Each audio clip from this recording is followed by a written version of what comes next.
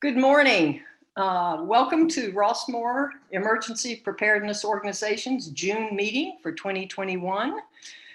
We are thrilled to have back with us again for his second time within 3 weeks, a wonderful emergency preparedness coordinator, Ron Halong, with the Independent Living Resources of Solano and Contra Costa counties. He's going to walk us through how to become a resilient Rossmoor prepper, getting yourself and your household ready for a disaster. So Ron will offer some contests. We have some prizes for today's winners. And you are a winner as a Rossmoor resident if you know better at the end of this program how to get yourself and your household ready for a disaster. For those of you who do not know, the core mission, singular core mission of Rossmoor EPO is to help educate our neighbors so that they accept their sole responsibility to get themselves and their households prepared for a disaster and emergency that could impact Rossmoor or part of Rossmoor.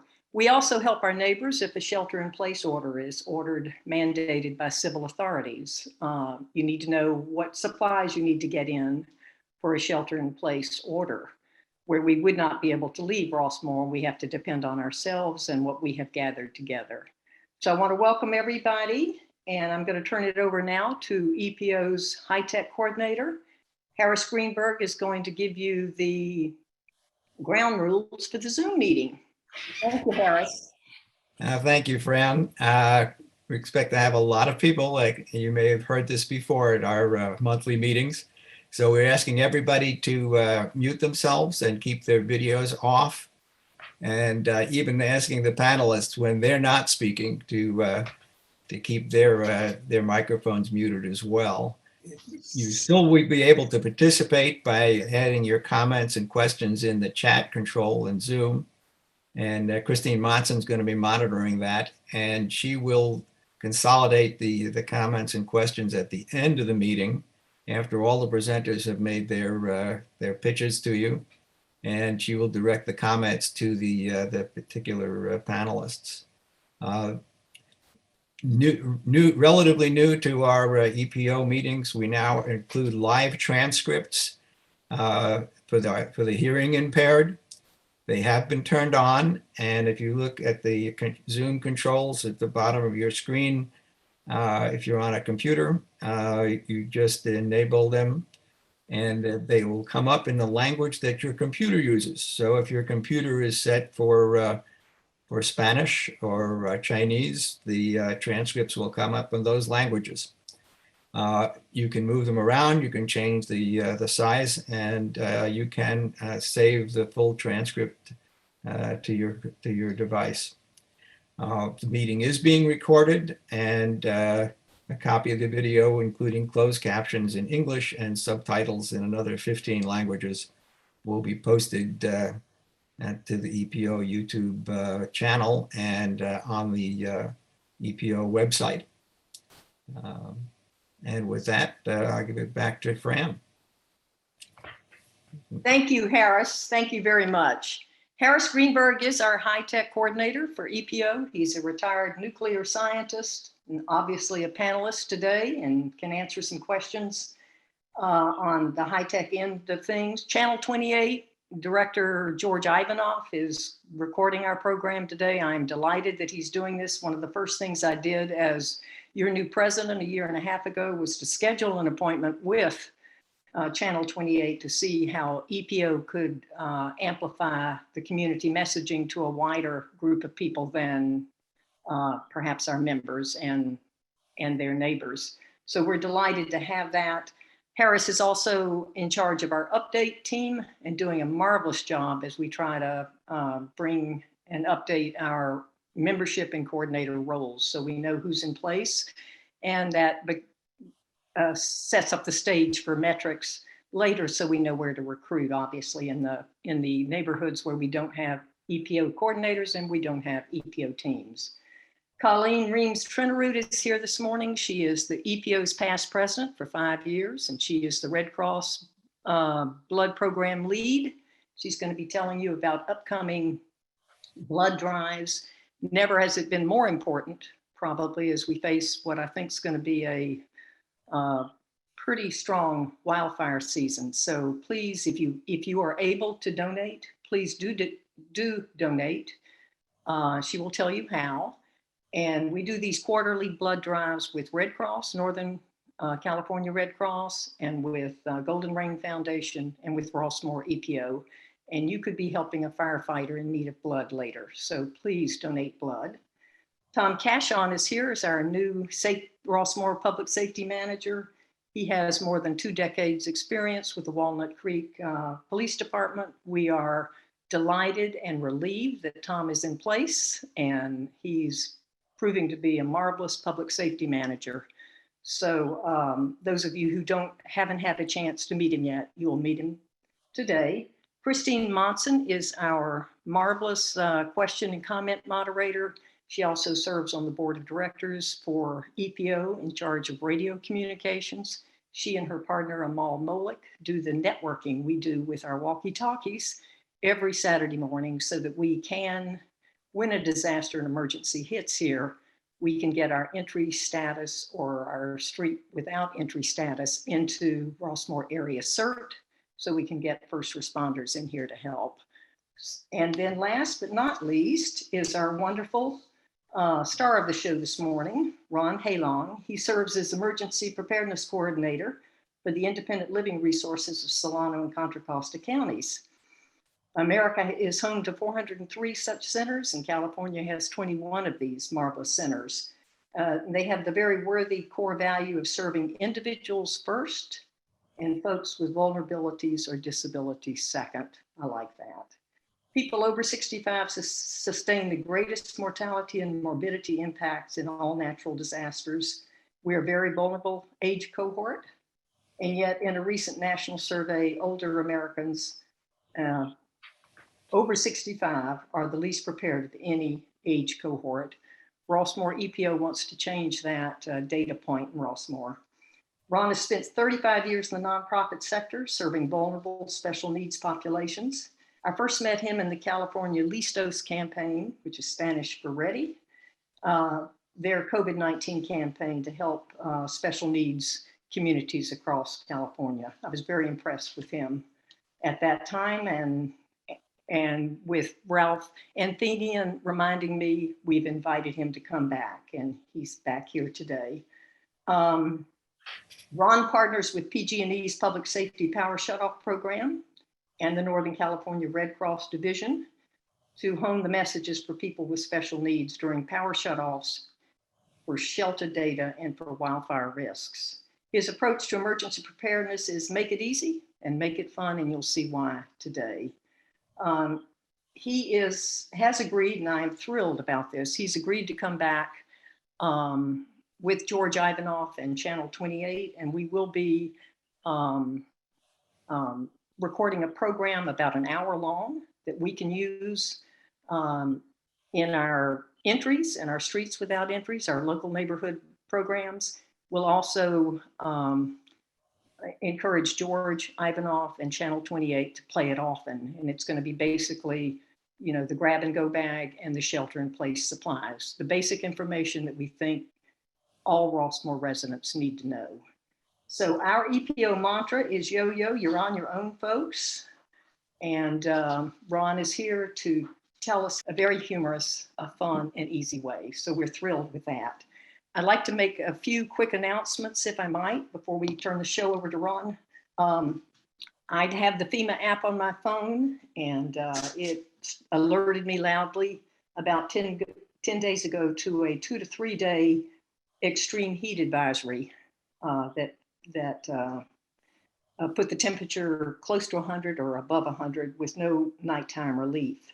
I think we're going to see more of that, of the extreme heat events as global climate change begins to impact us more. More people die of heat-related deaths than all other disasters and emergencies across our globe, actually. And it's certainly true in America. So EPO is going to be working on a fact sheet, a tip sheet on extreme heat events and how to keep yourself safe. So that's in the works. I'm sure many of you saw that there was a swarm of 600 earthquakes on Saturday near the Salton Sea in Southern California. The largest magnitude was 5.3. I think it's easy for us to assume as we go into wildfire season that earthquakes are not going to happen. They're actually, as you'll see today in our presentation, they're actually our #1 natural risk here. And Caltech seismologist Dr. Lucy Jones reminds us every earthquake makes another earthquake all the more likely. She soberly advises Californians to view each earthquake as a foreshock of earthquakes to come, so we need to be prepared. I'm sure most of you are aware that we're in a major drought across the entire American West. We have 1,500 reservoirs in California. They're all below 50% now. Usually they don't get below 50% until 2 months forward. So we are in a deepening drought, and it is not looking good for the rest of the summer and into the fall. There's at least one or two drought experts who are predicting that we may be, in fact, in a mega drought that could last at least a decade. I'm hoping Tom will report this morning on an entry house fire last week that on entry 22 on Golden Rain Road. I've received probably 100 emails and calls about the incident, so people are concerned. He will tell us more about that fire. We continue on the COVID update. It's estimated that Ross Memorians, 88% of us here are fully vaccinated. I'm delighted to announce. That's good. We still can't let our guard down. The World Health Organization has begun to name the variants of COVID, the variants of interest and the variants of concern, using the Greek alphabet instead of the country name and number. And England, just in the last 2 weeks, has seen their good data points begin to turn upward toward more new cases. And it's the Delta variant from India that seems to be a cause in England. So we're not out of the woods yet. We're definitely not out of the woods yet. Let me tell you about our future meetings and events. July's EPO meeting is still in flux, kind of the way it goes here. We do have Jay Lunt booked for that. He is the co-director of the UC Davis Watershed Project and a preeminent expert on droughts. I'm also working to get somebody from UC Berkeley's Wildland Fire Laboratory, and that meeting will be around, obviously, the issue of global climate change, wildfires, and what we might face here. I am delighted to say that Sustainable Rossmoor is co-sponsoring that meeting with us. And that's the first time we've worked together, and I'm delighted that we're working together on this. Our August meeting will not be the usual Monday meeting. It's going to be August 16th, Monday, and I have booked the fireside room at Gateway, and CEO Tim O'Keefe and Public Safety Manager Tom Cashon will be our guests, and they will talk about Golden Rain Foundation's Emergency Operations Plan and its impact on resident safety and resiliency. So I'm hoping that we can do it in public. If so, that will be our first time being back together, and I think we welcome that opportunity. Saturday, September 18th from 9:30 to 1, we are booked for our annual EPO Emergency Preparedness Fair, which had to be canceled last year due to the COVID crisis, and it'll be held in the Tahoe Room at Hillside. I have no bandwidth to direct or plan this. Let me assure you, as your president, I'm hoping some people will step up and help. John and Colleen Trinerud have a wonderful model. It's stepwise. You just follow the steps out. We want to be sure we get our vendors in, and that there's an opportunity for Rossmoorians to come and to learn about how to be prepared for a disaster and emergency. And I think I already mentioned that Ron is going to come back to Channel 28 with us later for that 1 hour. canned presentation. I remember thinking when I first joined EPO 5.5 years ago, I wondered why we didn't have a canned presentation. So he's the man to bring it. You'll see why in a minute. I'm also working with some outside aging and health stakeholders to begin to develop a survey that our coordinators can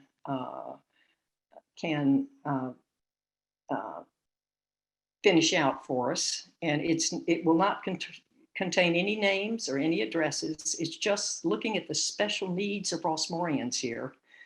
For instance, who needs oxygen? They're oxygen dependent, who has no way of leaving if a mandatory evacuation is called, who has mobility issues that would make a difference to someone who's trying to react and respond to an emergency. We will be sharing the information from that survey, certainly with Tom and Tim O'Keefe and Golden Rain. And it'll just be global numbers, no names, no privacy is invaded whatsoever. I think it's time that we get some numbers on what our population is and what their special needs may be given a disaster. So that's it. Rossmoor Area CERT, Marcia McLean is the coordinator, and EPO and our radio communications team are talking about doing a drill in person if we can. We've got to wait and see how the opening up with the COVID restrictions lessening, when we might be able to do that. But it's our hope that we could get outside and practice calling in on the walkie-talkie. We won't be using the red-green designations anymore. What we will be using is you will call in that you have a problem or your entry's okay. So that's in the future. As soon as we have a date on that, of course, I will let you know. So I am now thrilled to turn the show over to Ron Halong. And I want to say this again, I've said it to him. In all my years of being affiliated happily with Rossmoor EPO, I have never had a panelist or a presenter who's brought so much enthusiasm to my EPO members. It's just great. So Ron, I want to give you a big welcome. I thank you for returning again and for your willingness to return a third time so that we can get that special canned presentation for all residents here in Rossmoor. It's your show now, Ron. Welcome. Fran, thank you so much. First of all, I just want to say thank you for actually having me here. And you've been a delight to work with. The whole team has been fantastic. I really appreciate everything that you guys have done, especially Ralph. Ralph, you know, you guys are all rock stars. All rock stars. I know we've got a couple of people that we want to hit. So my apologies to Colleen and to Tom. My bad. So okay. Colleen, take it away. Sorry, Ron. Hi, everyone, and thanks for the time and opportunity here. I want to share with you what Red Cross just sent me last week. I think it's very appropriate and pretty exciting. The journey of a pint of life-saving blood begins with you. That's the main topic. Dear valued blood program leader, which is me, thank you for hosting a blood drive. Your willingness to open your doors and recruit blood donors is vital to the lives of the patients we serve. Your support and generosity helps ensure blood needs are met locally, and once that is done, assists the Red Cross in ensuring blood is available when and where it's needed the most. The ongoing fulfillment of our mission depends on you. And Rossmoor, that's all of you, the people that come and donate. That's who we're really talking about here. The blood drive we held in April is now on its way to helping hospital patients at the below hospitals. You and your team should be proud, and I'm very proud of you for all the people that step up to help make this really worthwhile.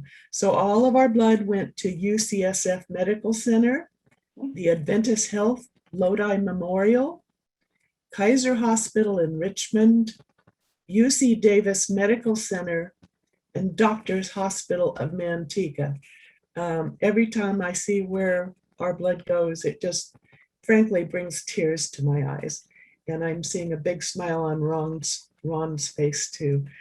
While there may have been other hospitals that benefited from the efforts, the following hospitals received the majority of blood products collected from your drive. So it may have been elsewhere also, wherever they needs, but those are the main ones. So on behalf of the hospitals and the patients we serve, thank you for your continuing support of the Red Cross. If you have not done so already, please schedule, which we have, the next blood drive to help the Red Cross fulfill its ongoing mission of helping save lives. So here in Rossmore, we have now given 5 drives, and we have made 129 units of blood available. Our goal is 31 units per drive, and we've averaged 26. We've had several problems. One had to be canceled because of lack of air conditioning and different, so that's what lowered our average, but we've had phenomenal response. So I just want to thank you all. The upcoming drive is on Friday, July 30th in the event center again. It's a lovely place to have the blood drive. We have 35 appointments available, but we already have 17 filled.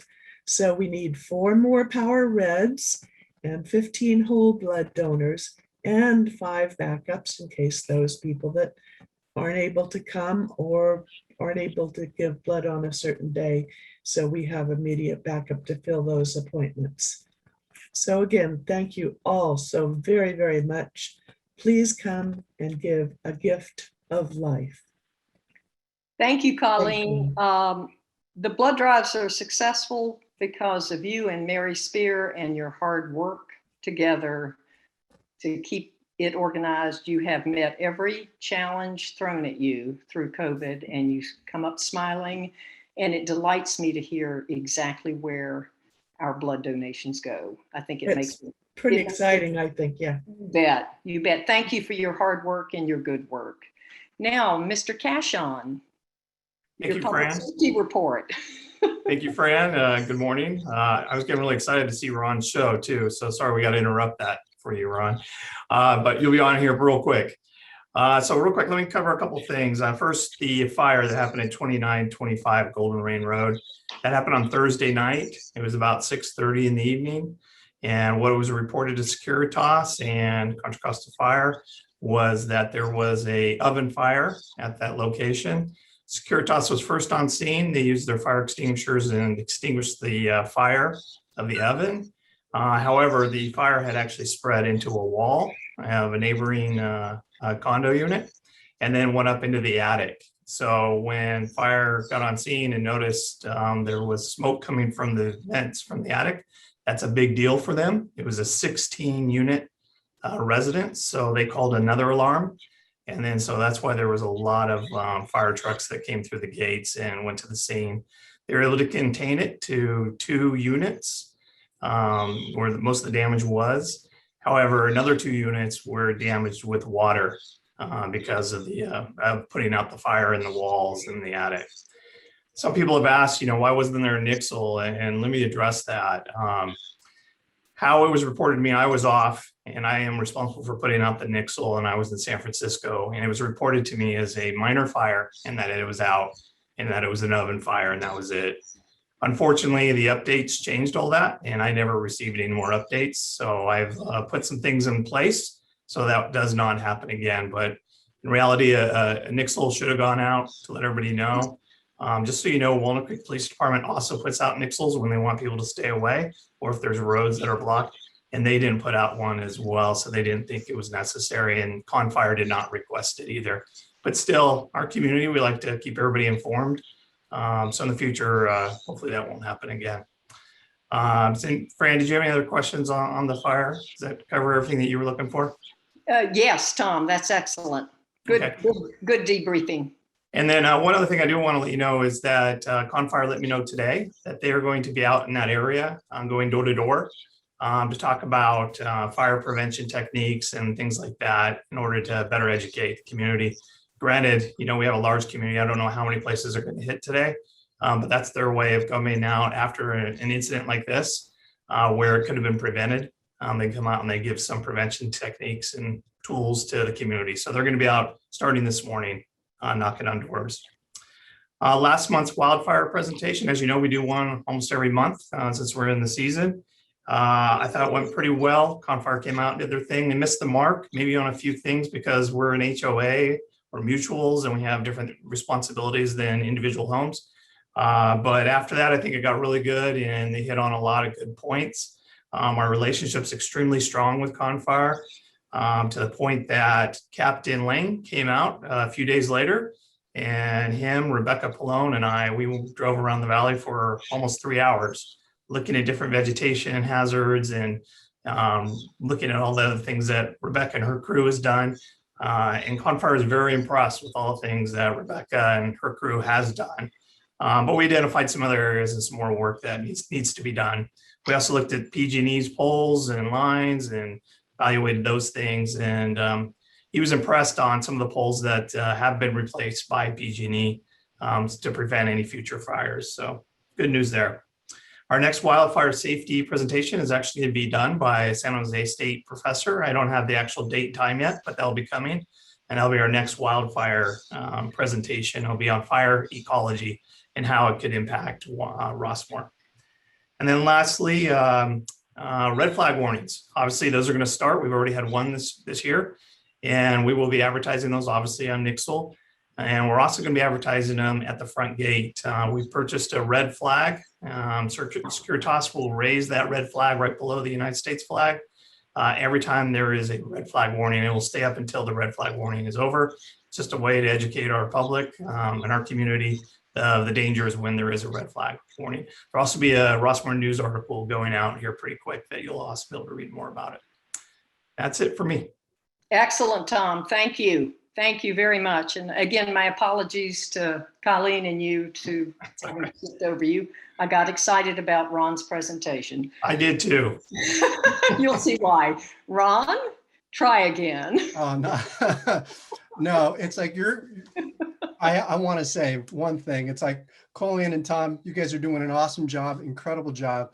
A matter of fact, Colleen, just to let you know, my wife gave blood or plasma last week. I'm giving blood this week. And so we're on a rotation basis. And so I commend you for that. And Tom, keep up the defensive. I love what you're doing because a lot of people are saying we have to build that defensible space around our houses. And if you're doing that and you're going out and looking at it, that's a great defense. So really quick, thank you guys for being here. And it looks like we have about 88 people, which is fantastic. Let me start the little PowerPoint presentation that I have for you. And again, my name is Ron Haylog, and I'm with Independent Living Resources of Solano, Contra Costa County. This course is a hybrid training. We did this for Listos, California last year. And we were only going to be doing it for 1 year where we're going to be reaching out to, our goal was to reach out to 1 million people. We reached out to 2.1 million. So it went out because I think we were able to do this online and really hit a lot of people, but it came about because of the fires that happened over in Paradise. And our legislator and governor went up there, legislators and governors went up there and just saw the devastation, said, no, we can't have this again. We need to get people prepared. And so this training is going to be a little bit different. I know that many of you have taken trainings in the past, and this training is really about the getting active and doing something. It's just not sitting here and saying, oh yeah, Ron's going to talk for an hour and I've got to be here. It's not like that at all. This one is about you're going to be doing things. And so Harris, one of the first things that we do have is actually a poll. And so we want to find out just how prepared you are. So you're going to be taking 2 polls.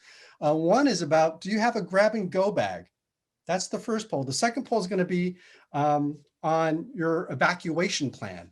Are you ready to leave? And so we just want to find out from you, are you guys ready? Have you taken steps for it? And so, but before we do that, we have to find out where you're at. So Harris, if you don't mind, can you put that poll on? Okay, I'm going to do that. Now, these are just simple yes, no questions. It'll give you about a minute or two to answer the poll. And as once we get some statistics going, and I'll see what kind of a count we've got. It's actually counting the number of people of all the rest of it so far. I've got 47 of 82. That's Moving right along here. Can you see the statistics on your screens? Oh, Yes. yes, I can. That's Excellent. cool. Okay. So we got 75% so far, what I'm seeing, 76% saying, yes, they have a grab and go bag. That's Yeah. excellent. And 24%, it's not, you don't have one. You actually do have one. You just don't know you have it yet. Well, maybe they've got some and they haven't included their pets yet. Great. Okay, so Okay. that's good enough, I think, for the first poll. Okay, let's go for the second poll. Okay, hold on. Going for the second poll. Have you got an evacuation plan? Here we go.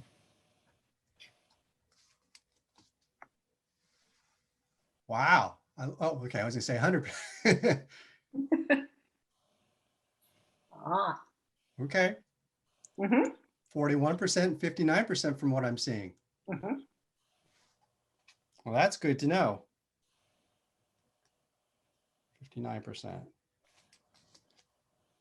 I know there's more people out there. Please, Paul, again, a part about emergency preparedness is actually in the action part of it, not just sitting back and watching. Okay, it's better. We have 70, 80% voted, 82% voted. See if we can get it to 90 at least, people. This is part of this. I don't care about this information. Actually, I want to see who's going to be doing the action. Yeah, and by the way, these polls, these two polls are anonymous. There's no names associated with it. It's just statistics. Okay, thank you, Harris. Giving it 10 more seconds. We're right at 89% people voted. So whoever didn't vote, please vote. I want to see 90. Got it. We got 90%. Thank you, Okay, guys. so I'm ending that poll, Okay. and we got one more which I'm saving for later. Yeah, we are going to save that one later. So again, part of this training is about your action. So although this is a Zoom training, guess what? You're still going to be participating in some of the things that we have. And so before I jump into more, we're going to, I'm going to end this one really quick. We're going to get some information about Contra Costa. And so Fran, I know you've got some information on this one. If you don't mind sharing, that'd be great. I do not at all, Ron. Thank you. This is the common disaster rankings in our county, Contra Costa County. And it is this chart I took directly from Golden Rain Foundation's Emergency Operations Plan. And you can see the hazard rankings all the way down from 1 all the way down to 8. It does say drought is low, and I think perhaps that was 2018. We're in 2021. I think the drought would go much further up on the risk ranking.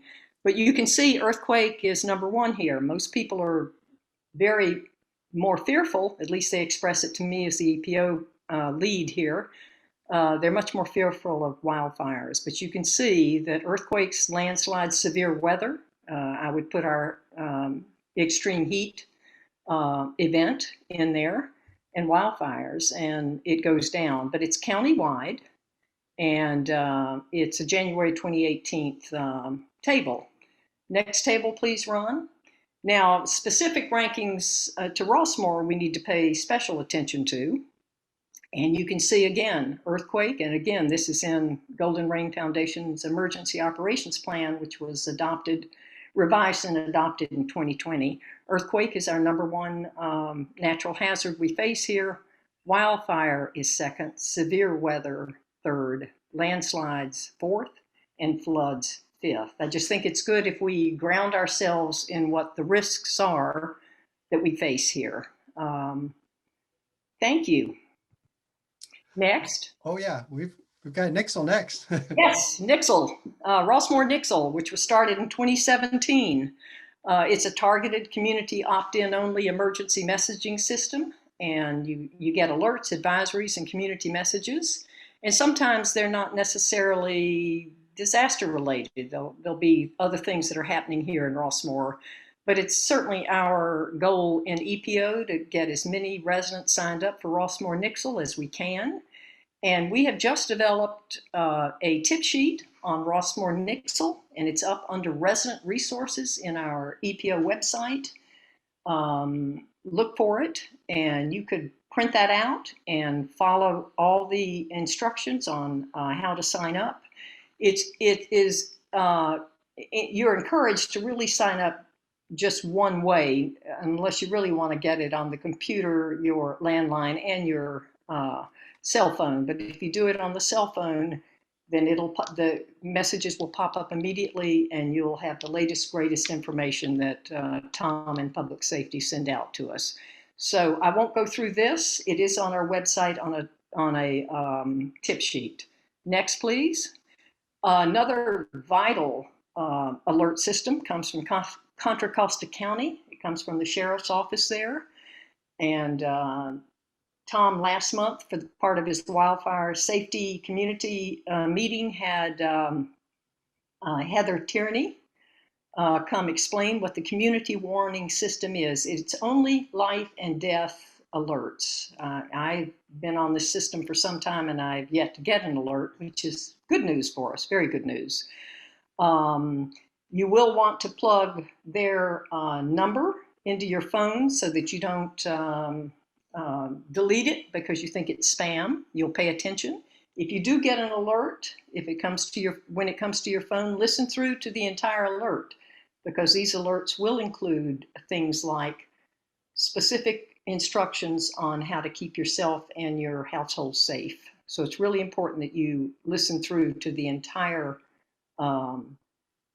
message and know that the directions that you'll get at the end of the alert. And then we recommend you get on Channel 28 or KCBS All News and radio stations or TV for further information unless mass communications are down. So we have a tip sheet on how to sign up for the Contra Costa County Community Warning System. Again, it's on our website, rossmoreepo.org. And all you do is click on Resident Resources and then go down to Emergency Alerts. And there's a tip sheet there that tells you how to opt in. So thank you. Now, Ron, it's your show now. Okay, and we just also, what I just want to put down there is that's going to be one of your pieces of homework, that we do sign up for your alert system. It's so important. The only way we know how to best react to any situation is if we get the information. So if there's a disaster happening and you don't know what's happening, we're going to be making some really crazy action steps. And so, but if you have good information coming from reliable sources, it's going to be helpful so that's going to be one of the your homeworks that you're going to be doing, one of the items.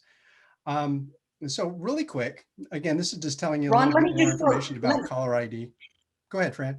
Yeah, I just want to throw in, again, we won't go through this, but some of us mute our phones at night, and in order to receive these alerts, our tip sheet contains this information. Harris Greenberg has blessed it. We need to, this way you can hear the alerts. They'll come right on through because you'll add it to the favorites, and then you'll bypass, you'll be able to get the caller ID to do a bypass so it'll ring on your phone. So again, this is part of the tip sheet. Thank you. And really quick, guys, I just want to let everybody know that this PowerPoint presentation, since you registered for this training, we're going to get you this information. So, and I know it's going to be on the Rossmore EPO website as well, but I'm going to be emailing you not only this PowerPoint presentation slides, but then also the resources that we go through. So you're going to get a lot more information, but again, we want to make sure that you're moving towards the steps of getting prepared. So really quick, I know we've been talking for about 45 minutes. I want to make sure that you're going to get some information that are basic information, and we're going to be covering 4 basic steps. Here they are. So the first step is to find your 5 trusted allies and share your plan. Again, you talk about yo-yo. You're pretty much in it. without anybody helping. So never think that 911 is going to be coming to your door, knocking on you and saving you. We always want to prepare ourselves before any kind of disaster. Step 2 is prioritize your health needs and create a list. And, you see me, it's like I wear glasses. That's on my list. I want to make sure that's tucked away somewhere in my go bags. Third step is create your emergency supply kits. Notice there's an S after kits. It's just not one. And, I love it that we had 75 people with kits. That's incredible. But I'm going to be asking a specific question when we get to that topic of what kind of kit you have. And then step 4 is plan how and when to evacuate. Those are the 4 basic steps. If you just do, and the key word on that is do. I guarantee, I know everybody knows to do this stuff. Everybody does. I've done these trainings for, I used to work with the Red Cross before that. And, as a CPR instructor trainer, I've done these community trainings before. And I always used to have the same people come on back. And, I asked them, it's like, well, I'm pretty much doing the same information. Why do you keep on coming back? It's like, Ron, you did a great class. We didn't do it yet. And so that's why I decided to say, okay, we're going to be doing some homework after each one of these things. And there's only 3 pieces of homework, and you're going to laugh when I give it to you. But I promised you that this is going to be interactive. And the best way, before we do start, I want to make sure everybody has chat all lined up, all ready to go. And so if you don't know where it's at, it's either on the very, very top of your screen or very, very on the bottom of the screen. There's a little box there that says chat. Open that up. You're going to have your chat box there. If you have that, I want to see people actually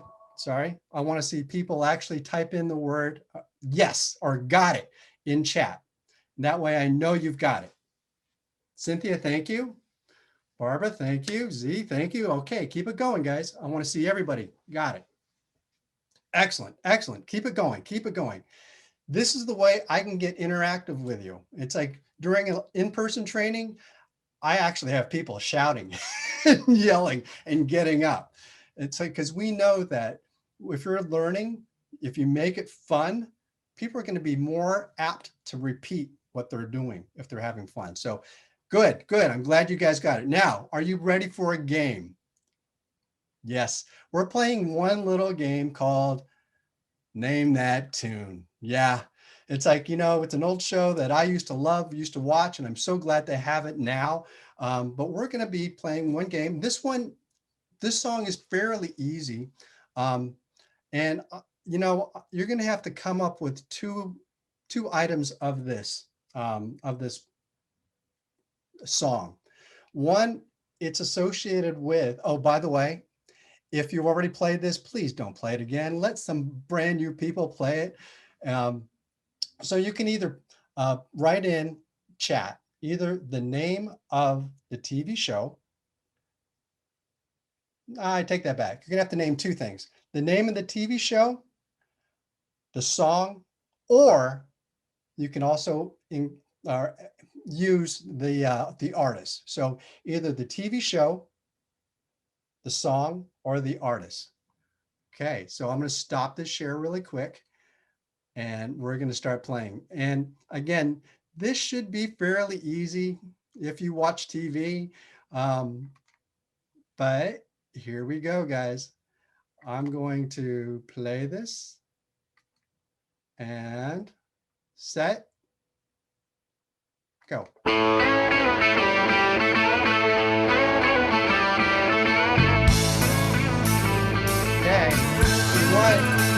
Many of you are getting the TV show, but you need 2 items. Your job's a joke, you broke, your love life's the away. It's like you're always stuck in second. Sorry, Dave, not the monkeys. When it hasn't been your day, yeah, we've got your month, or even your year. Okay. But I'll be there for you. Okay, you've got one of them, and I need 2 of those items. Song or TV show. I'll be there for you. 'Cause you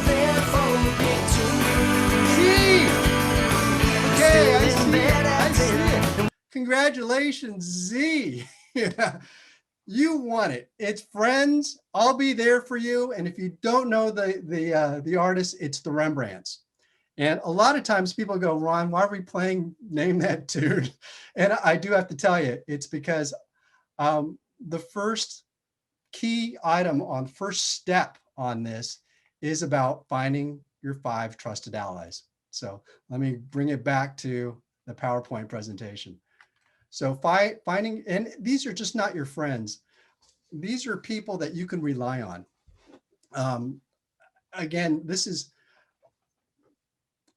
somebody that you can actually rely on during a disaster. So for the next minute, what I need you to do is take a little pad of paper and a pen, get that out there.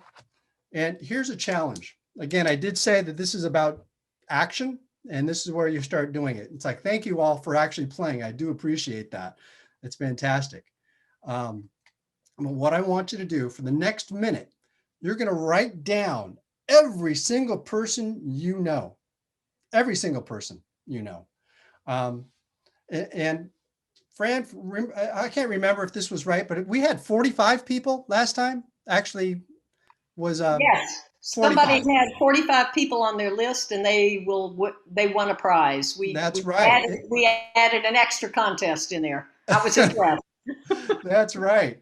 And so for the next minute, what you're going to do is you're going to write down every single person you can think of. You know, you can just write down their name. You don't need their phone number. You don't need their address, just their name. And ready, set, go. For 1 minute, you're going to write it down, guys. Get that little hand working, typing it up either way, but you're going to include everybody you know. You know, everybody in your neighborhood, your friends, if you golf, if you work with anybody, whatever it is, your church, think of every single person. And also, just don't think about the people around you, but the people out of state, at least 200 miles away, because we know that when a disaster hits, it hits the entire area. So we want to have connections with somebody outside of our area. And that could be Southern California, in another state. You know, for me, it's like, I definitely have somebody outside the other state, but think of every single person that you can think of. Everybody. Okay. We've got a little bit more time.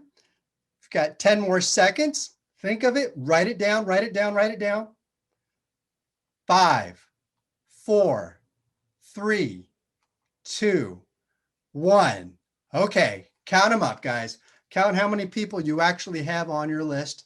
And then do me a favor, because I can't see it, write it down in your chat and let me know what you came up with.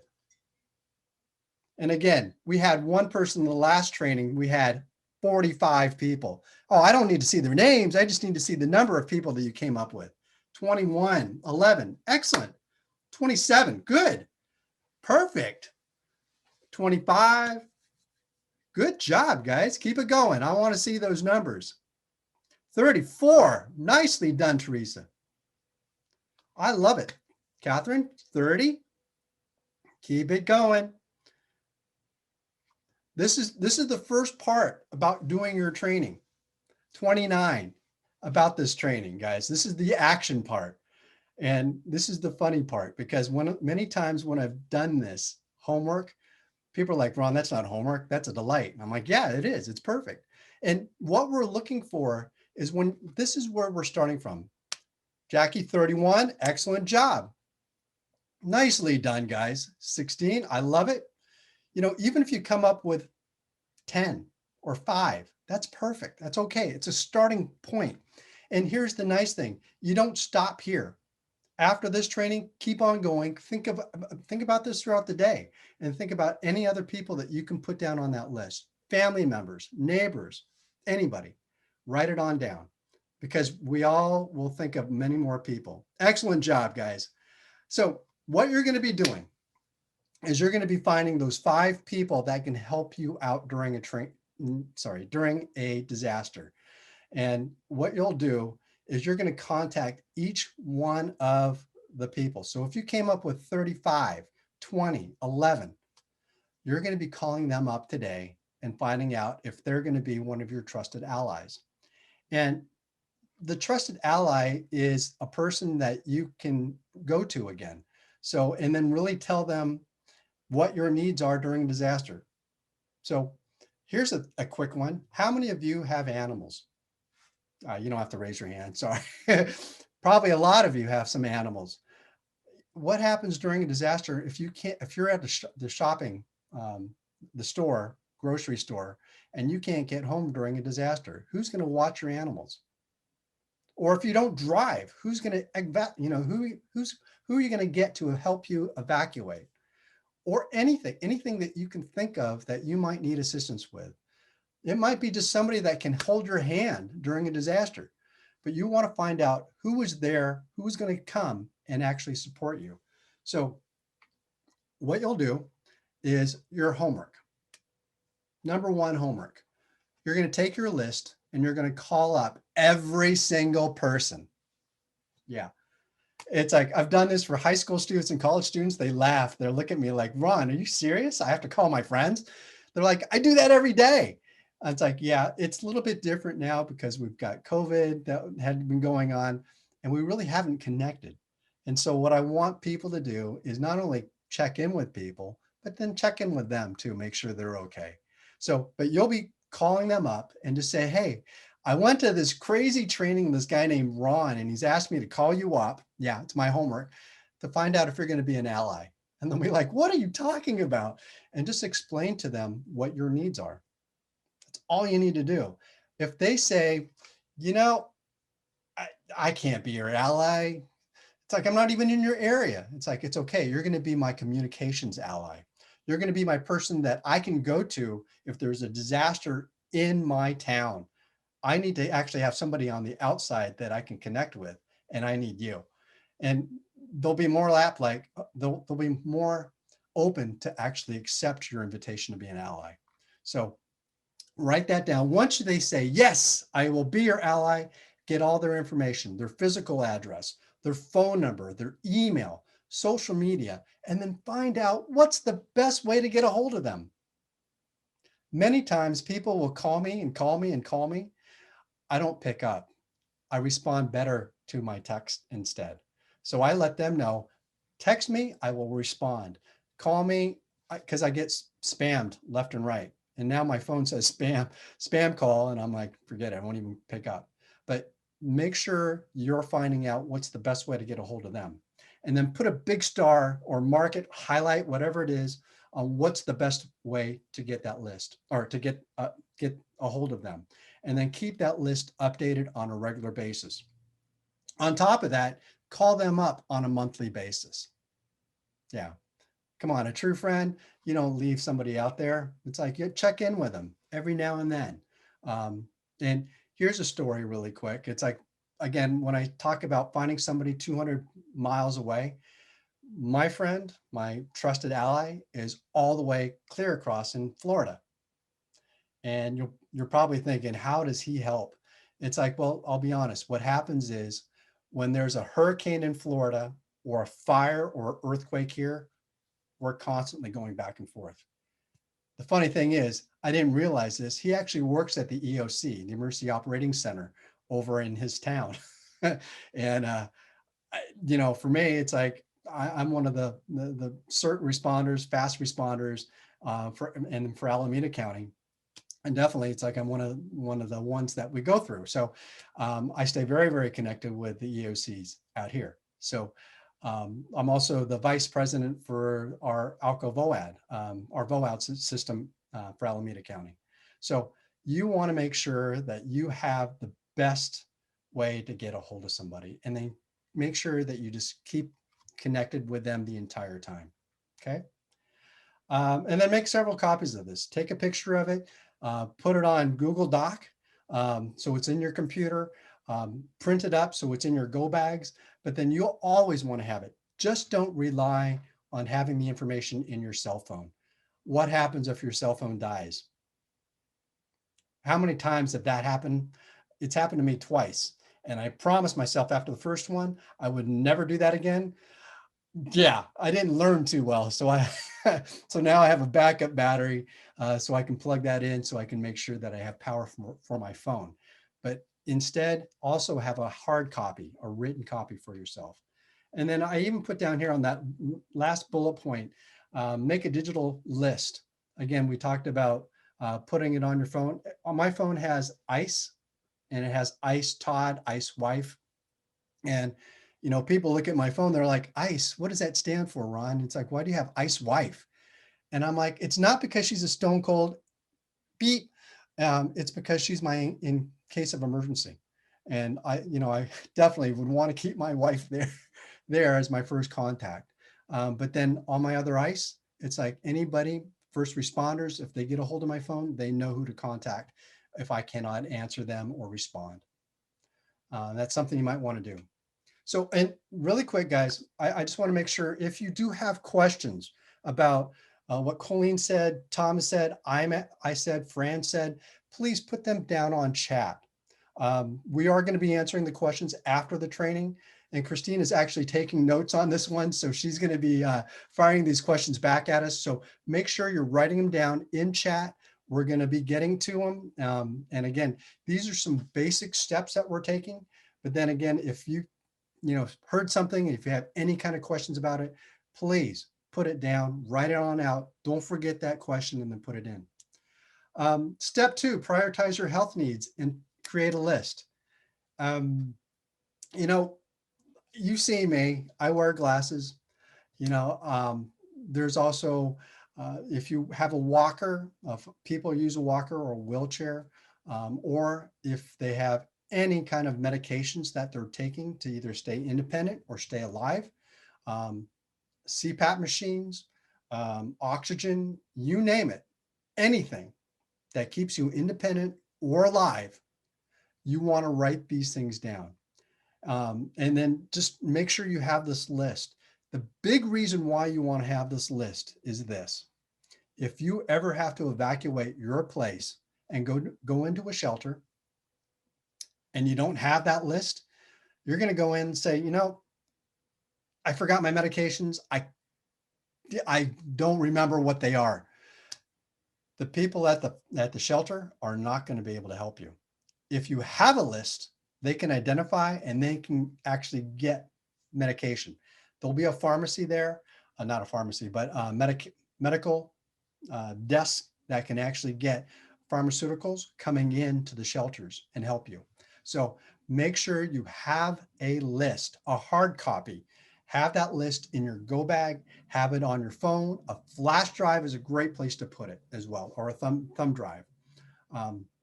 But this information is key, especially during a disaster. You don't want to have to worry about your medical needs as well. So again, create that list with the medication. Quick story. It's I used to go to college down in Southern California, and my mom lived up in Pleasanton area. And I'd come back during the summertime, and I was taking my mom to the doctors, and my mom and I were sitting there, and they called us in and into the exam room, and the doctor comes in and says, "Hi, Rosie." And that's my mom's name, Rose. And first thing he goes, "So what medications are you on?" My mom looked at me. I looked at my mom, and I looked at the doctor, and I said, "Don't you know?" And he starts laughing. He goes, "Ron, don't you understand? It's like your mom sees multiple doctors. And, this is a time that we can actually make sure that the evaluation of all the medications are okay." And I'm like, "I didn't know that, doc. I'm sorry." And he goes, "It's okay." And it's like, just don't let it happen again. So I went home that day, and I knew she was on lots of different meds. Just didn't know how many. I started writing them down along the medication, the dosage, and when she took it. And she was on over 20 different meds.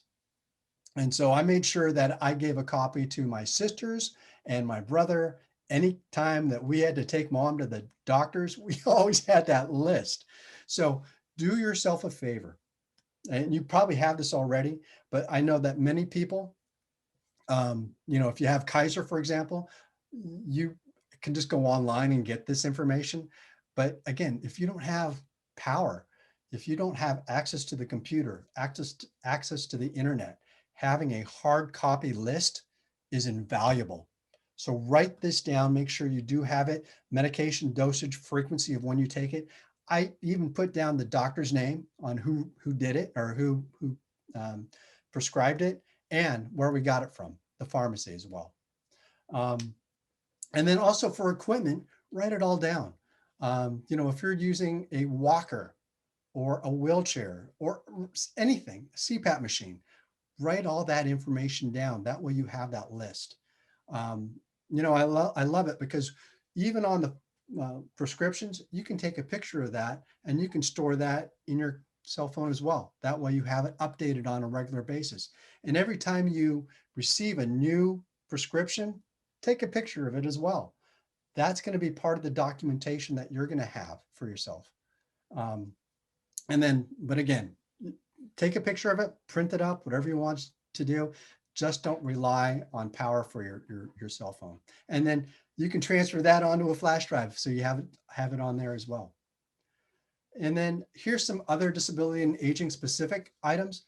For medication, we always recommend that you have at least 7 days of supplies. 7 days, that's the minimum. And many times people would come to me and said, Ron, my doctor won't give me 7 days. Explain to them what this is for. The doctors now know, because we've been sending so many people, they know, they're fine. And they will give it to you. If there's an issue with it, just let them know. So how am I going to get and explain to them, how am I going to get my meds during a disaster? California's been impacted by this. They know it, they will give it to you. Your adaptive equipment, durable medical equipment, make sure you have those prepared. Extra batteries, adaptive equipment as well. Charging devices, charging cords. Again, I've made that mistake where I've had my battery for my phone without my cord.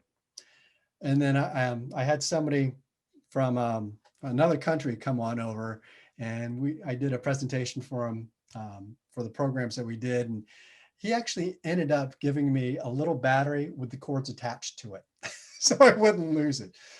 And he knew me. It's like, it was a nice little gesture that I did appreciate.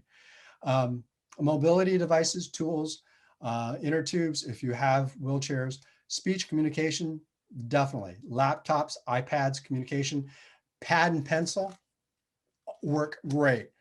Hearing issues, again, if you have hearing aids, you want to make sure those are powered up with batteries, but then you also want to have the backup batteries as well. Vision, for me, glasses, definitely. I don't have one pair. I don't have 2 pair, 3. I've got 5 pairs of glasses. And on top of the 5 pair, I've got like 5 more that I bought from Costco for reading, just to make sure I can see. Without these, I can't read my text on my phone, even with the text being adaptive. So, for me, that's an issue. I definitely have to make sure I adapt to it. A sensitivity to breathing. And then one last thing, service animals. And then, for the service animals or any pets, food, water, blanket, waste disposal bags, or anything like that, medication you want to have for your animals.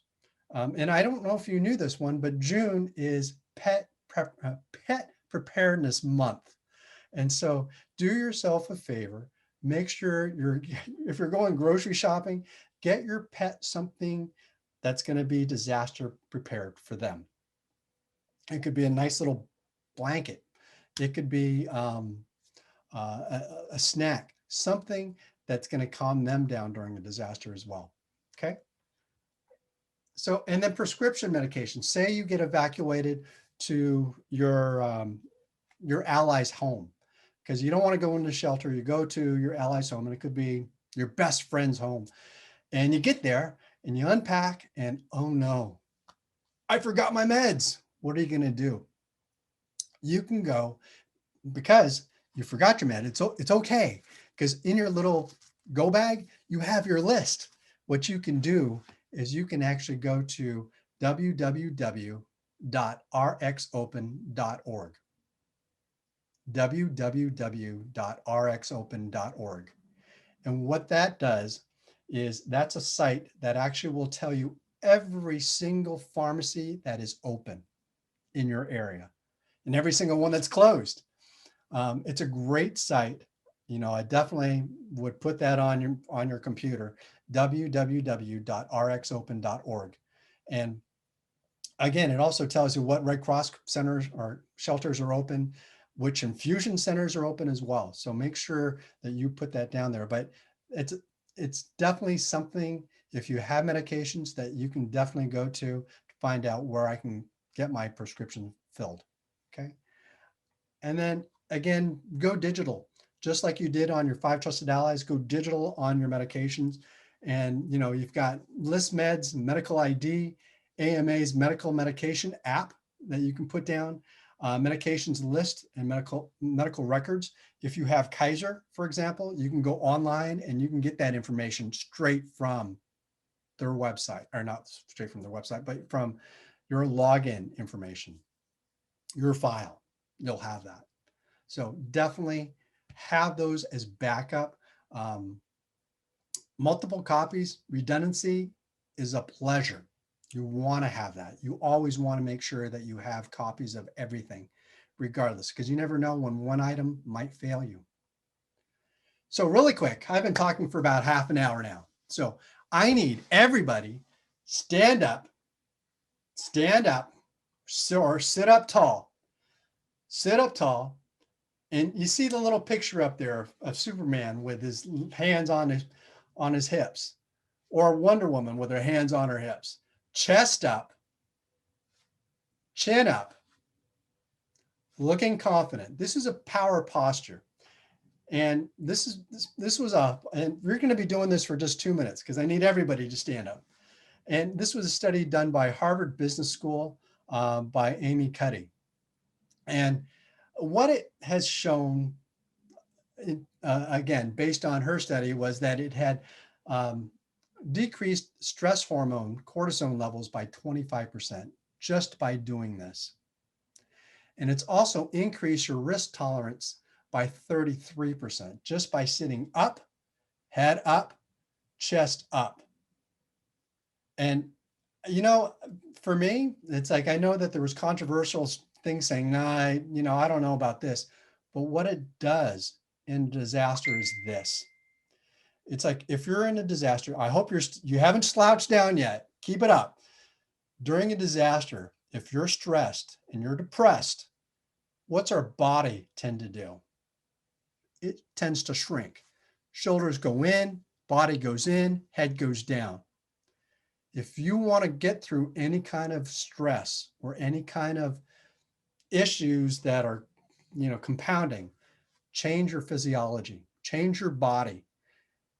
Your body changes, your mind changes, and your mind can actually control your body. So set it up. I'm hoping you're feeling a lot better. Breathe it in. Take 3 good breaths in, deep ones. Ready? Go. All the way in. Blow it out slow. 1 more or 2 more. Breathe it in. Blow it out slow. Breathe it in. Blow it out slow. Now, in your chat, have a seat. In your chat, do you feel better? Write it in. I feel great. Put it in there, guys. I want to see it. I feel great. Because again, we want to not only get you prepared, but how do you actually respond to a disaster? And one way to do that, change your physiology, change your body. It's like, I can't tell you how many people, I'm also a FAST team member, Functional Assessment Service Team. So I get deployed to shelters. And before COVID, we were being deployed to shelters over in Sonoma and Napa during those fires. And so many people, when they came into a shelter, what do you think they look like? You think they look like Superman? No. They were walking in slouched over. They were beat up. They were beat up hard, guys. They didn't know whether or not they're going to come home. So sometimes we have to get our mindset and our body straight by doing this little break. And it's okay to do that because it does feel good. I don't know if the statistics are right about the 25 and 33%, but I do know this, my mind feels great. So keep it up. Really quick, I have one more poll that I want to give you. And again, Harris, if you don't mind, what I'm going to do is I'm going to stop share. And we're going to go into a poll on your willingness to help during a disaster. So Harris, if you don't mind, can you put that up? Okay, I'm bringing this one up. This one is not an anonymous poll because if you are willing to help, we want to be able to contact you and help train you and coach you and tell you how you can do it. So here comes the poll. And we'll see how many responders we get. Hopefully we'll get a few. Come on, superheroes. You're all rock stars.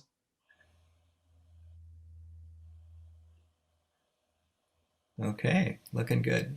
I'm liking this. I'm liking this a lot.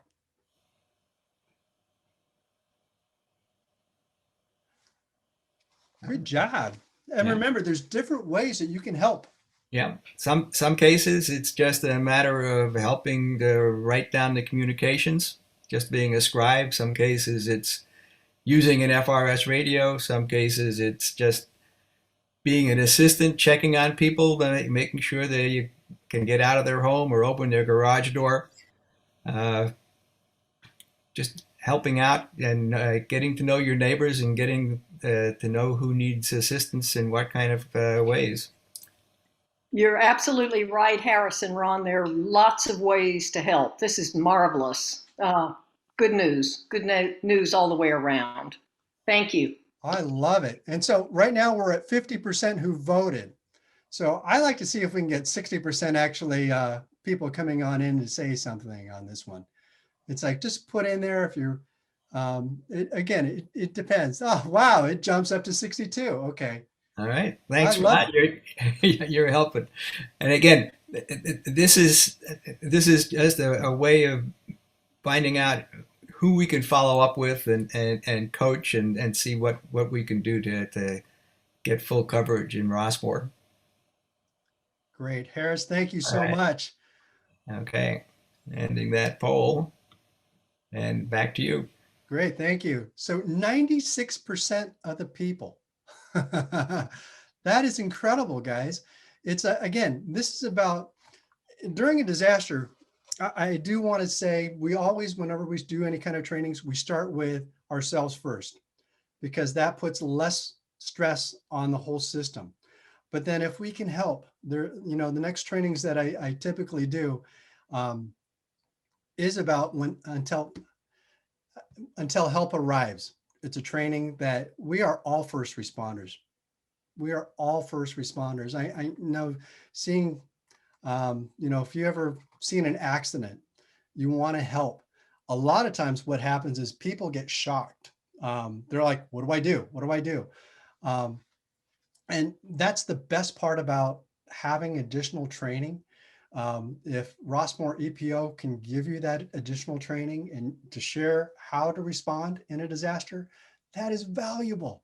That is valuable. So, as a CERT member myself, I used to tell, our chief over at the fire department saying, not chief, sorry, the captain. I used to tell him, it's like, Captain, we are just enough dangerous because we've got this information, but we have to make sure that we know how to respond during it. And so that actually prompted more practice drills on how to respond during a disaster.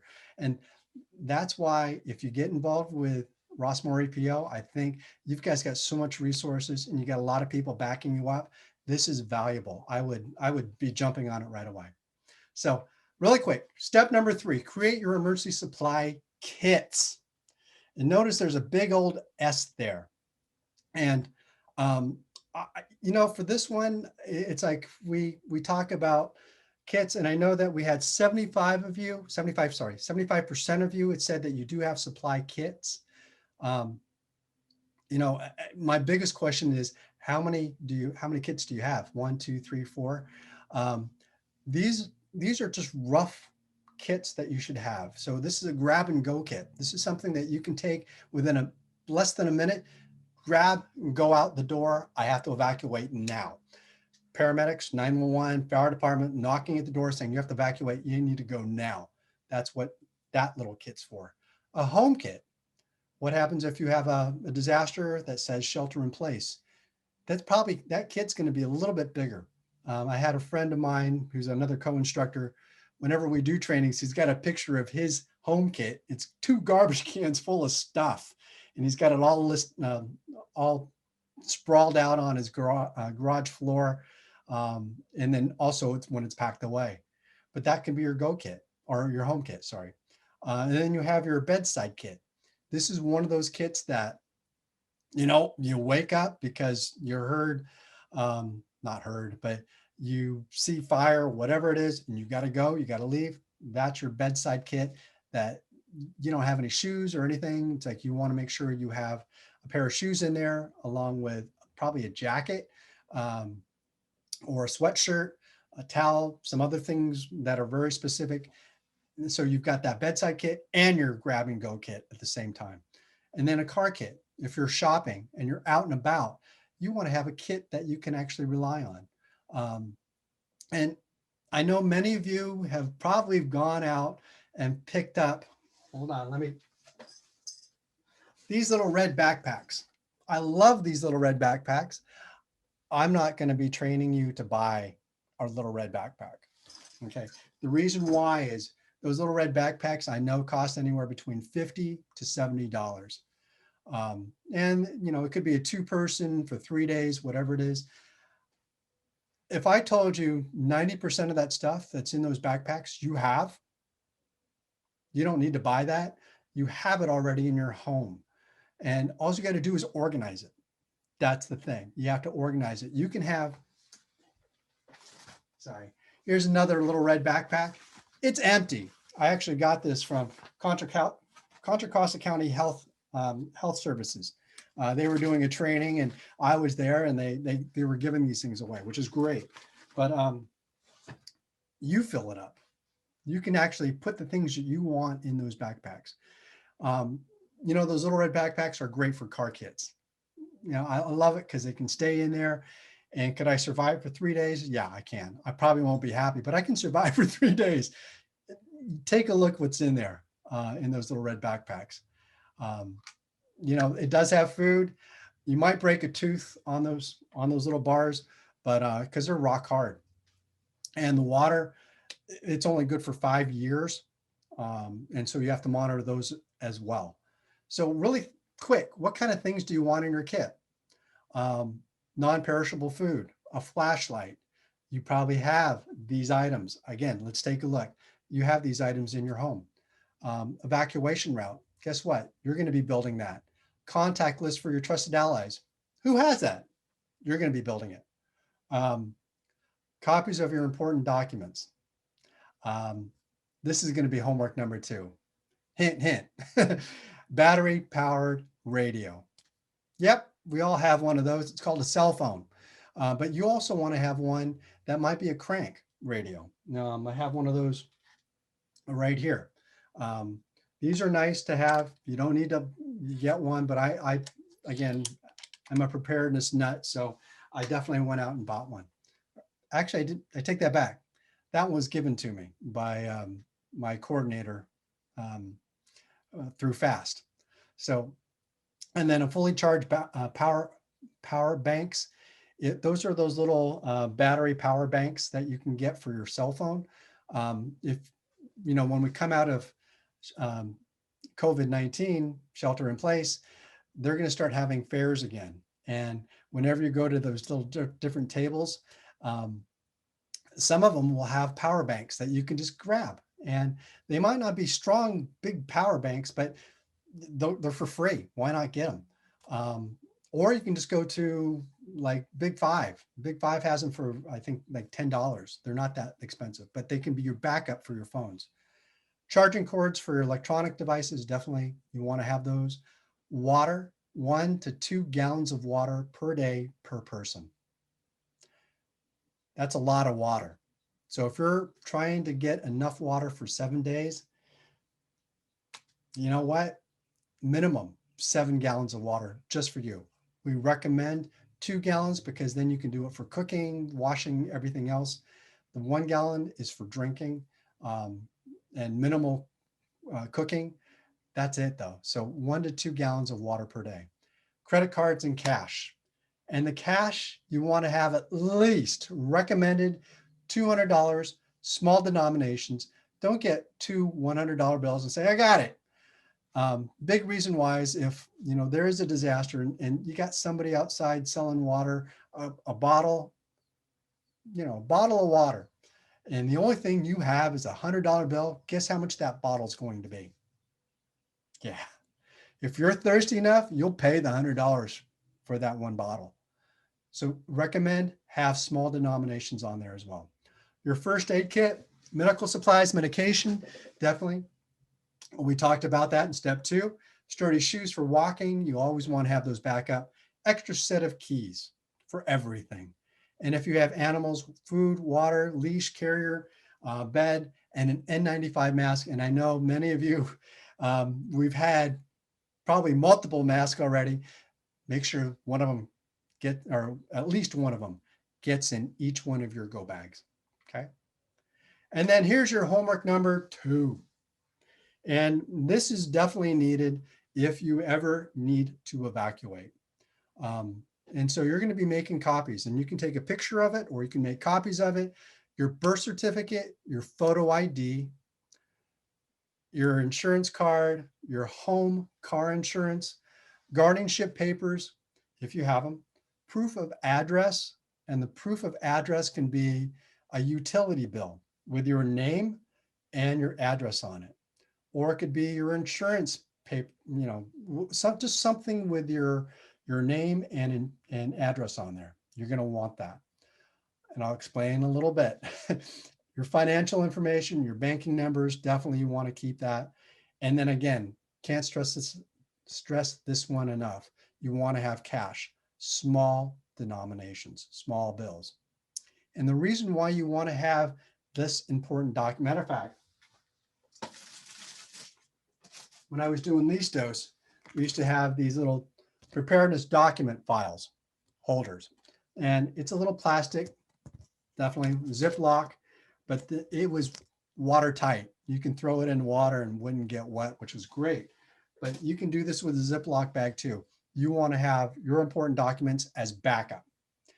If you ever have to evacuate your home, ever have to, always make sure you have these important documents with you. And the big reason why is because if there is a wildfire raging through your area and you need to evacuate and you get to a shelter, and what they're going to have is they're going to be having resources there for you. We'll have, you know, people to help you out with insurance claims or anything like that. But when you're at the shelter, you find out that your neighborhood was hit by the fire. This is your starting spot. You know, again, resources are at the shelter. They will help you. But you're going to have proof of address that you live in the area. This is, again, I can't stress this one enough. This is your starting spot. So many people have gone to the shelters and claimed, yes, I live in the area. The people there are not going to help you if you don't have this information, because they have so many people who are quote unquote fake. They claim that they're from the neighborhood, but they're not. They're from another city, they're in another town, whatever it is. And they just want to get the benefits. This is where you're starting. Please, please. Homework number 2, this probably takes you, I don't know, half an hour to do. But you can take a picture of it if you need to. You can, again, Xerox it, whatever it is, but have multiple copies, have it on a flash drive, have it hard drive as well. Okay, easy thing. And then food and water, store up to 3 days supply, non-perishable foods. And if you have a special diet, again, this is going to be very, very helpful for you to have. Shelters are great. Shelters have base food for everybody. So that's why if you have a special diet, you want to prepare for yourself. Select food that require no refrigeration, preparation, cooking, or little to no water. You want to have this easy make food. And then definitely pack your little can opener. I did that camping one time. I ended up with my knife opening up the little can. Took me probably about a good half an hour to open it up. But you want to have something like that, along with paper plates, utensils, just so that you can make sure that you do have a way to eat civilized. I mean, you can eat a can of beans, not a problem, by opening it up. But again, you want to be stress-free as much as you can. And then plan for 1 to 2 gallons of water per day per person. And then just some examples of food, ready to eat canned meats. Really take a look at what you like, what you want to have for your food. And many times go, Ron, the Little Red Backpacks work. Yeah. And, I used to tell people, when you go camping, do you just bring the bare minimums, or do you enjoy camping? Have a really good time. And this one person said, no, I glamp. And I don't know if you guys know what glamping is, but it's glamour camping. And it was funny. It's like, he says, Ron, when I go camping, I put down the tablecloths. I put down my fine china. I put down my silver, and I have my Dom Perignon. Yeah. Hold on, it gets better. And I also have my steak. And then afterwards, we retire into the RV to our 60-inch TV set where we have a movie. And I'm like, that's not camping. He goes, yeah, it is. It's called glamping. So again, during a disaster, we can survive on the bare minimums. We can.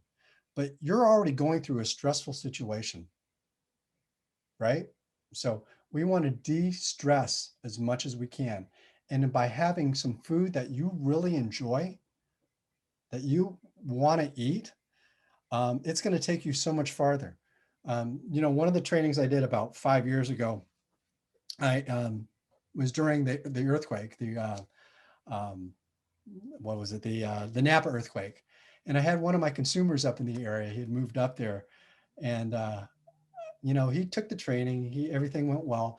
I didn't find out about him until after the fact, but his mom called me up, and his mom goes, Ron, thank you so much. I'm like, what are you talking about? She's like, well, remember that training that you did? I don't know when it was, probably about a year ago. And I'm like, yeah. Why?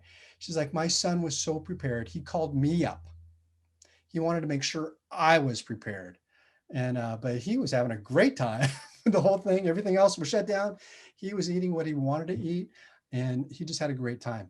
And so, not to say you're going to have a great time during an earthquake, but again, reduce that stress by having food that you want to eat. Sanitation items, definitely, these are some items that you want to have.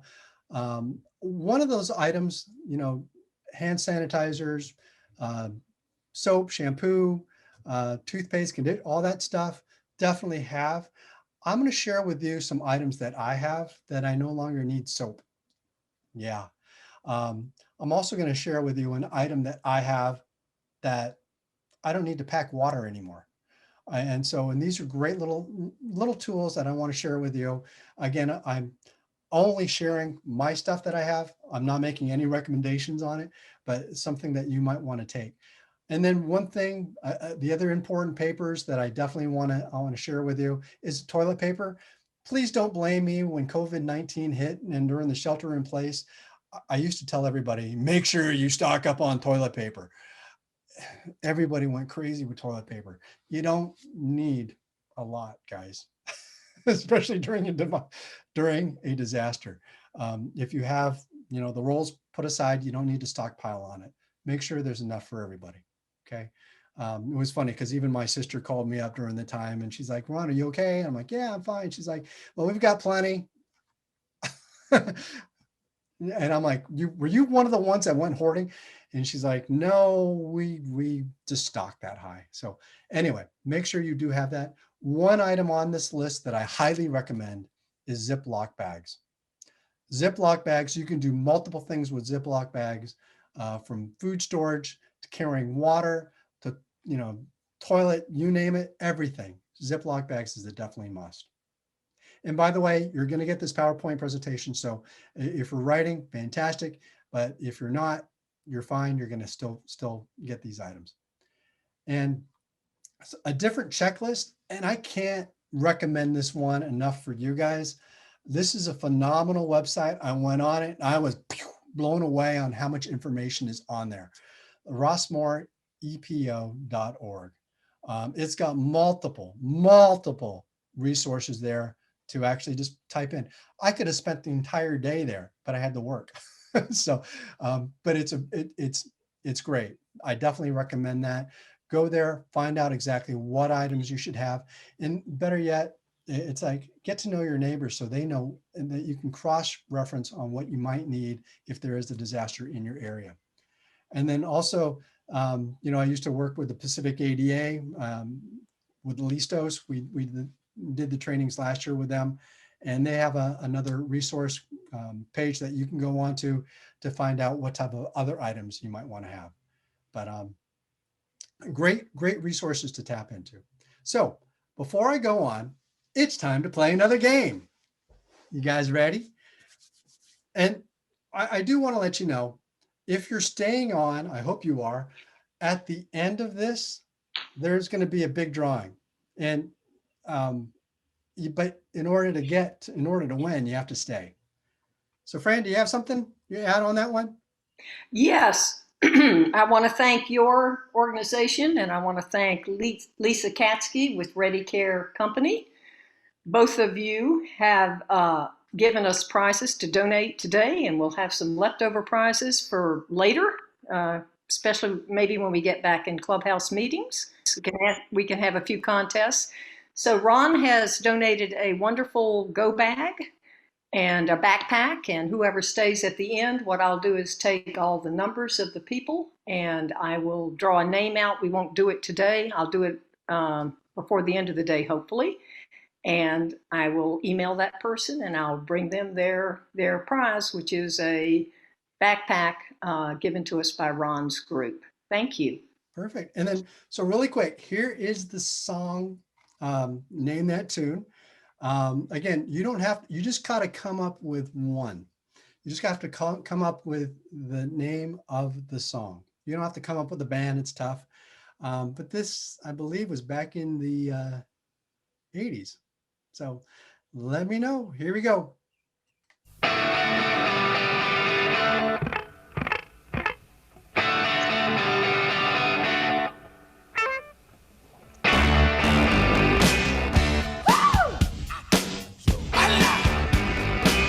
Darling, you got to let me know.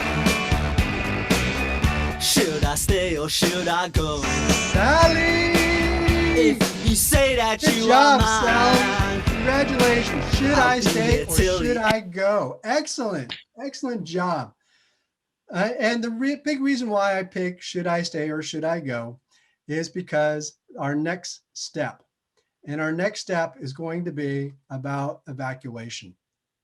And so plan how and when to evacuate.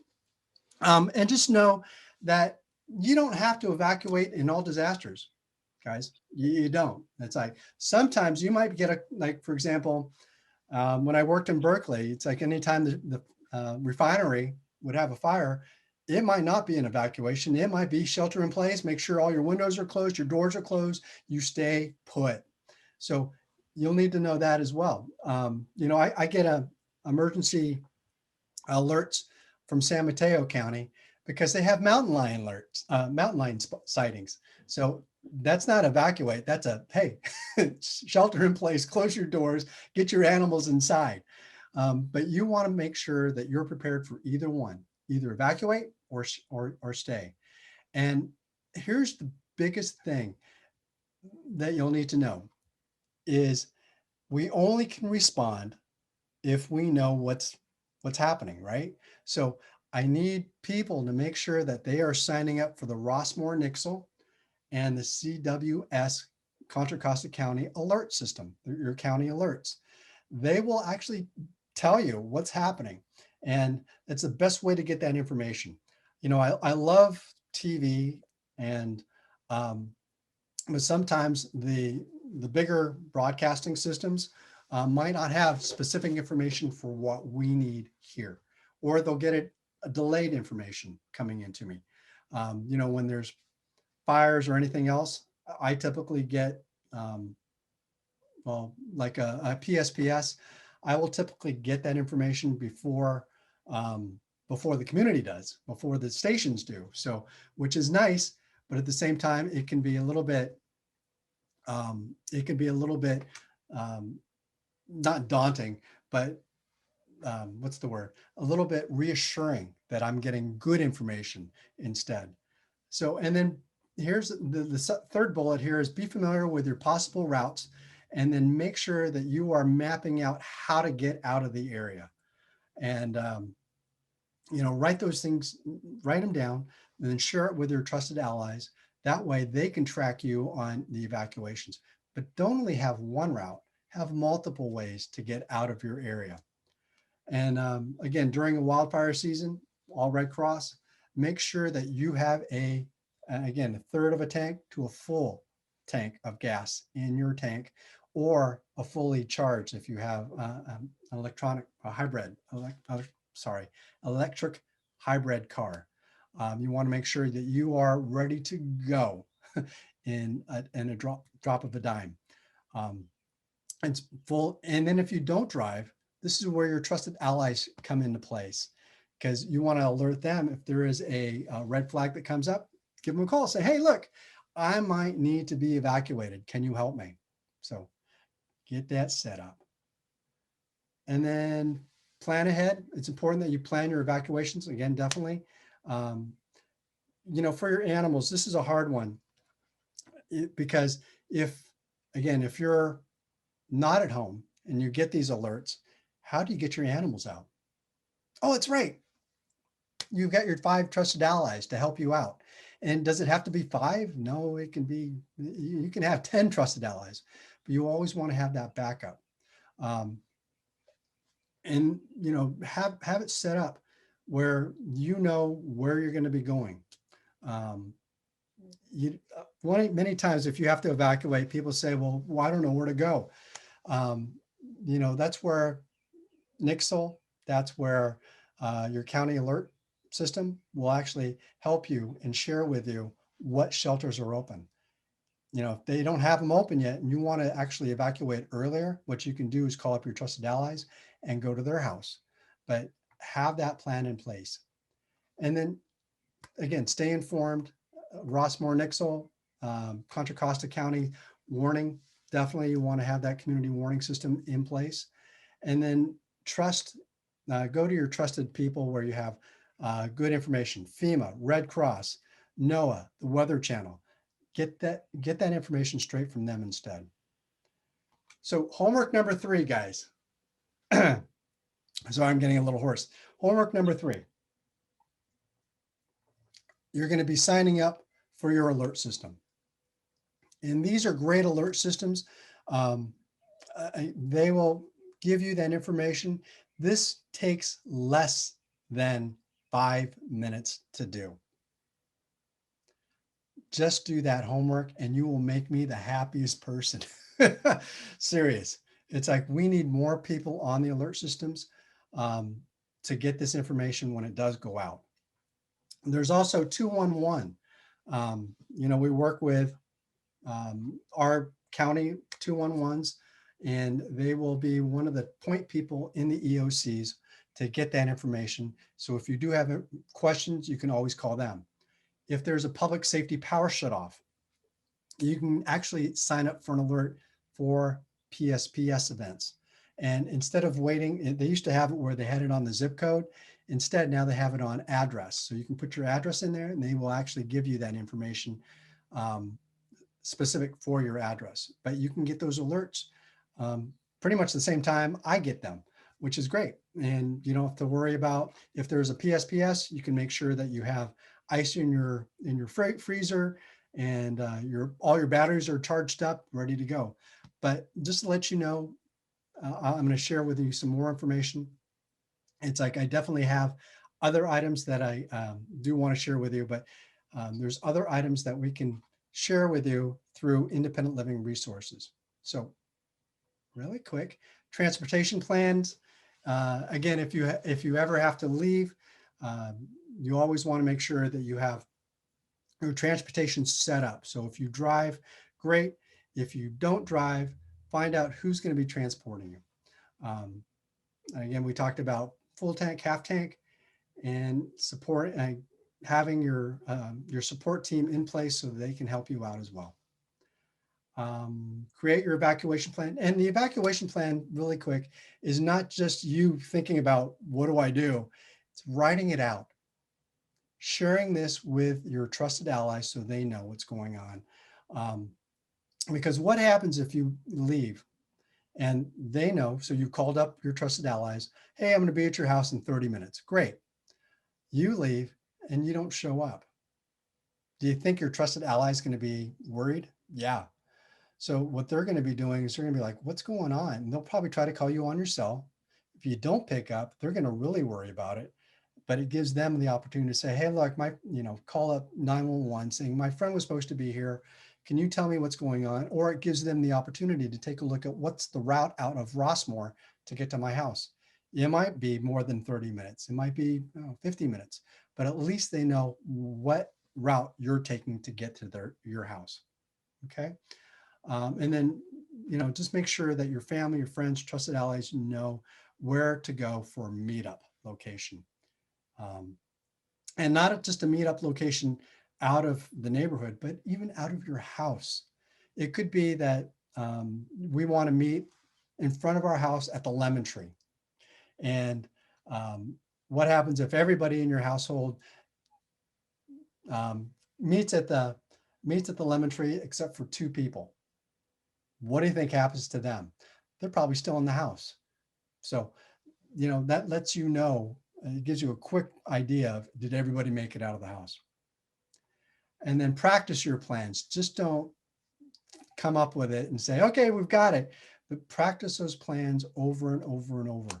I can't tell you enough that plans that are not practice are plans to fail. Okay, so make sure you run that plan so you know it by heart, that your family knows it by heart, your neighbors know it by heart. Because again, you want to build this support system, this net to help you and make sure that you're getting out, that you're being taken care of. And I love this one too. It's like practice driving twice to each destination and be certain. Here's one thing. If that first route that you came up with out of your neighborhood, now I really want you to think about this one. As you're leaving your house, count how many trees are there, how many telephone poles are there, how many bridges, overpasses you have to cross to get to the freeway, just the freeway. And if you count more than 5, that's easy. That's within the first block of my house. You have to come up with an alternate route. So always have that backup plan there just in case. Okay. Some other emergency resource plans that you can tap into. Again, they have my company. It's the Independent Living Resources, Solano Contra Costa counties. Definitely, we're going to take a look at that. And then Rossmore Emergency EPO, I highly recommend you guys go to that, check it out, find out what type of resources you can tap into, and then some other items there. So really quick, before I end, I want to share with you some items that I've had. And so in order for me to do that, I'm going to spotlight myself so everybody can see this. So great. So these are some items that I have in my kits. And I love these and these were brought to me too. This first one I saw actually on Shark Tank, and this is called Illuminade. And you're probably thinking to myself, what is that thing? It's actually a lamp. And it's not just a lamp. It's a solar powered lamp. So I can leave this outside, it charges. Here's the solar panels. But then you see too, on the side, it's a USB charger. So I can actually charge my cell phone if I need to. But again, I saw this thing, I love it. And guess what? One of the winners is going to get one of these things. And this thing is a $70 value. I love this. When I found out about it, for my staff, I actually got all my staff one of these things. I actually got my whole family, one of these things. And so it's a nice little thing. Oh, by the way, it's watertight too. In order to inflate, you have to blow it up. It comes in a, hold on, let me grab it. It comes flat and you blow it up so it actually floats. It's actually a nice little gadget to have. But that's in my go bags. The other thing I have in a go bag, and again, I was talking to you about how many gallons of water. It's 1 to 2 gallons of water per day per person, right? This thing, it's called a Life Straw, and it's a water filter straw. So it actually opens up. Here's the straw. Opens up on the side, so you can drink out of this. You put this little item, that's the end, into a lake, a stream, anything, doesn't matter. It will filter out Giardia, bacteria, everything. And it will filter out 264 gallons of water. And right now, these things, I got this one over at Big Five for, it says $19.99. I picked it up for $14.99. They've got it at Costco for a lot cheaper. They've got them in packs of 4 for I think $46, which I went crazy with. I'm like, oh my God. So now guess what? Yeah, I got them. So now my family not only has Illuminade, they got straws too. So this is something, again, I got in mind. Remember I told you that I don't use soap and water anymore during a disaster? Yeah, there's a reason why. It's because of this. It's a microfiber, and the microfiber is made from Norwax. And Norwax is a microfiber cloth, so it's recycled plastic. The plastic is so, it's wound down to 1/200th of a hair. It's very, very thin, very, very fine. So it will pick up 99% bacteria, of all bacteria.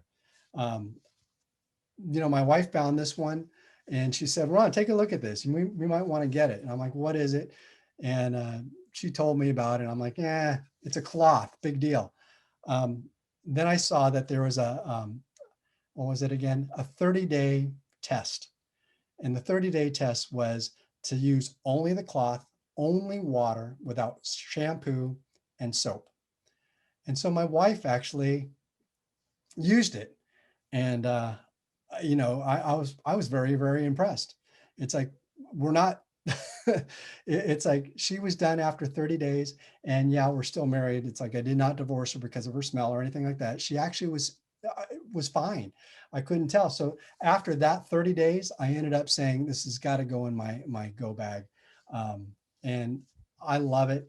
It's like, these things are like $20 and I loved it after that.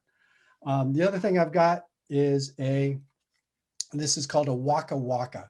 And again, it's a solar powered light. And I'll turn it on. And it's WAKA. And it's also a phone charger, USB charger. So this thing basically can stand up by itself on, anything. And I keep this right on my back windowsill. I've got a 2-story drop where I live, but it sits there just in case I have to evacuate that back. I would grab my little rope ladder, prop that up during the night. I have light so I can exit out safely. But those little 4 items, I love. It's like, I think it's something that I really like. I will share those resources with you, but I know at the end of the night, somebody is going to, or after the end of the training, somebody's going to win one of these. So I can't wait. And I think I am just, hold on, let me go back to the presentation. And I think I am just about ready for questions. So Christine, do we have questions for either myself, Colleen, or Tom? We do have some questions. Okay. I'm gonna Let's take see, it. Ron, I think I'll start with you. Okay. And someone asked early on, and I think you've addressed this. Do we need an evacuation plan for our condo or for Rossmore? You know, it's a great question. It's actually for both. For both. So you want to have an evacuation out of your home, out of your condo, where you're going to meet up. But then once you have that, you want to find out how to get out of Rossmore. What's the best? And Rossmore Nixle will most likely have the evacuation plans out and sent out to every single person. That way it's a coordinated exit instead of going mass hysteria. That's one thing we don't want. Great question. I'm going to keep on the evacuation theme. So Tom, you're going to be called on here. And that is, Walnut Creek doesn't have an evacuation plan for Rossmore. Does it make sense for Rossmore to have one? So that's incorrect. The city does have an evacuation plan. It's just not a detailed one that says you do this, this, this, this. And the reason is there's so many different evacuations that could happen, you know, different hazards and emergencies, just like what Ron said earlier. You know, the mountain lion one, you know, we're not going to go running out if you see someone says there's mountain lions outside. So they have their own, or they have plans for Rossmore and they have plans for all the city. And to Ron's point about, you know, there's not going to be a mass evacuation. I believe that's true as well. That's when it's dire straits. That'd be the worst possible scenario that I could even think of. And really it'd be an organized one. And as everybody should know, if you go to rossmore.com at the bottom, you can see our EOP that Fran talked about earlier, which was adopted in 2020. And in there, you will see where it talks about not evacuations, but emergency zones. And I was very pleased to say that the city has adopted those as evacuation zones now. So there'll be more information probably in July that will talk about what your zone is and what you should do in an evacuation of such a thing like a wildfire evacuation. So more information to come in the next couple of weeks, hopefully. So everybody stay tuned. Okay, good. A question was, who's responsible for evacuating those with physical challenges or disabilities or those who can't drive? So to go back, Fran? yeah, this is Fran has been on this every time, every meeting that I go to with Fran, every presentation, she puts it back on that person. You need to come up with your own plan. That's first and foremost. Don't wait for someone else to come and rescue you. In a big event, it is going to be, we will not have enough resources. So please look after yourself, have a plan. Who's to help you move? Who's to help you get you out of there? And have a backup plan, like Ron says. If that doesn't work, have another one.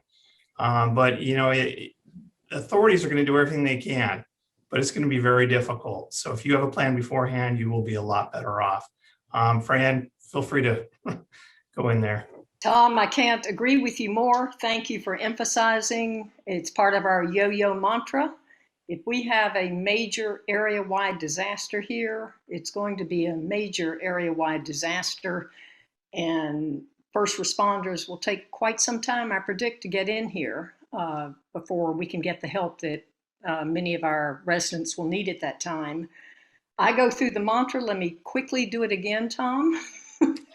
Golden Rain Foundation is not going to bring you the food, water, and medications you need.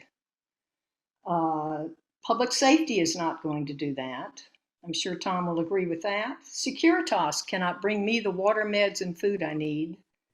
My mutual is not coming. My project is not coming. Rossmore Area CERT is not coming.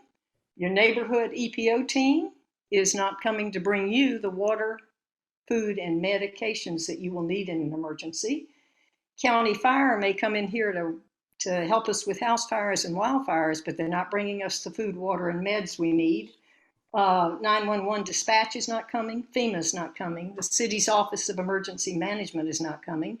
And the Walnut Creek Police Department is not coming. It is up to each household here to ready themselves with the food, water, and medications they need for two things: for an evacuation out of here, whether mandatory or voluntary, and if there's a shelter-in-place order given by civil authorities. There isn't any place large enough, and Tim O'Keefe can answer that question in August. We don't have a cashier large enough for the food, water, and medications we need for everybody. We have close to 10,000 people living here. So it's really important that we emphasize that it is our sole responsibility, but EPO is here readying Rossmore residents. That's our job. That's our core mission. We love it. I think we do it well. It's a singular mission. We will help you. So we have the website and we have local teams on the ground, in many of our neighborhoods here. So yes, Tom, thank you. That is the theys who are not coming. There are many theys who are coming to help, but they're not going to bring you what you need. So yes, thank you. Could add, Ron talked about Rossmore Nixle of an evacuation. So let me be clear on Rossmore Nixle. Rossmore Nixle is run really by me. It falls on my shoulders. There's only one of me, and I'm responsible for it pretty much 24/7. But Rossmore Nixle is not the authority. The authority is more from the city of Walnut Creek. It is from the city of Walnut Creek. And the city of Walnut Creek has two Nixle accounts. They have one, which is the city of Walnut Creek, and then they have Walnut Creek Police Department has another. They're the actual ones who would give out the evacuation order, not Rossmore Nixle. We will grab theirs and rebroadcast it, but we will not be the ones responsible. We can't. We have no authority to do so. So if you have not signed up for the Walnut Creek Police Department Nixle and the city Nixle, I encourage you to do so. It's very simple. And you should have that as well on your repertoire of information. And also remember CWS that we talked about earlier. They will also be notifying you through your cell phone and your landline of an emergency evacuation. So please don't put all your eggs in one basket. Don't think that Rossmore Nixle is going to be the one that's going to be putting that out, because it's just not. We are just going to regurgitate what we learned from others. And just to emphasize, Tom, you also, as Golden Rain Foundation and Office of Public Safety, do not mandate or operate or design evacuations out of here, correct? That's correct. What we do, so as long as everybody knows, we have a very strong Rossmore emergency working group with the city of Walnut Creek, the Walnut Creek Police Department, Con Fire, the Office of the Sheriff, Office of Emergency Services. So there's a group that we meet every month and we talk about Rossmore. So what Golden Rain Foundation does, though, is we participate a lot and we help move the ball. We know the place probably more than anybody. And so we're there to help them to get the things done. And we already have. We have a great working group, as you can see, of all the presentations that you see the panel. It's that working group that's on the panel on every month's presentation. So, and we keep doing great things with the captain coming out from Con Fire just 2 weeks ago to go over all our vegetation, to them coming out today to go do some fire prevention, education for people around where the Evan fire happened. So we're going to keep working together, and GRF's going to keep partnering with our emergency providers. Thank you. I will add, Tom, the city of Walnut Creek Nixle instructions to our tip sheet, and I will add the police department to our tip sheet, so we are complete. Thank you for clarifying the role. So a couple more questions that relate to either Nixle or evacuations. And I'm sure, Tom, these are going to you. Does Securitas help you with Nixle announcements? they provide me with information of what's going on, usually after hours. So they give me the information, then I send out the nixle, but they're not, it's part of their contract. They don't do the nixles. So there's really no rest for the weary when you're concerned. Yeah, we have other backup people in case I'm not available.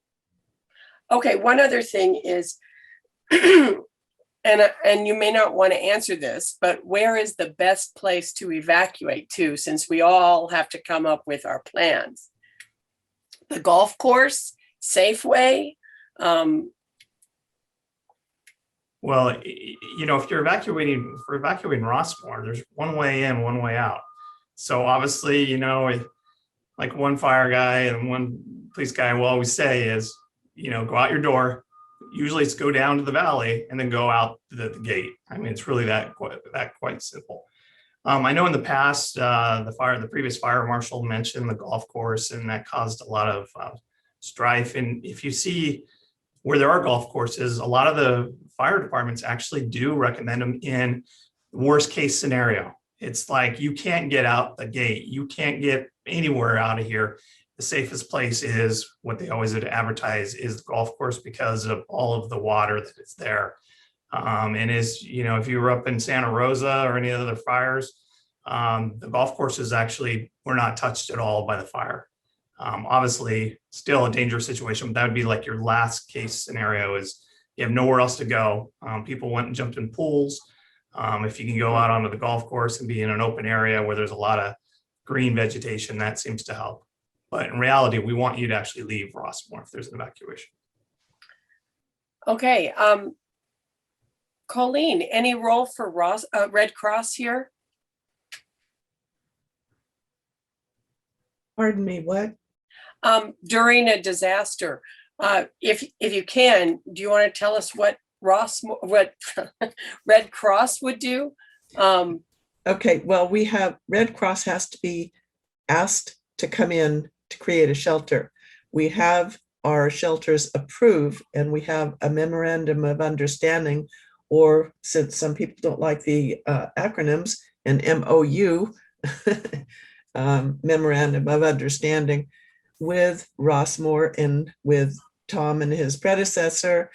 But those have to be activated by being called in by the city. And not only that, they're not for just Rossmore residents, they're for anybody, first come, first serve basis.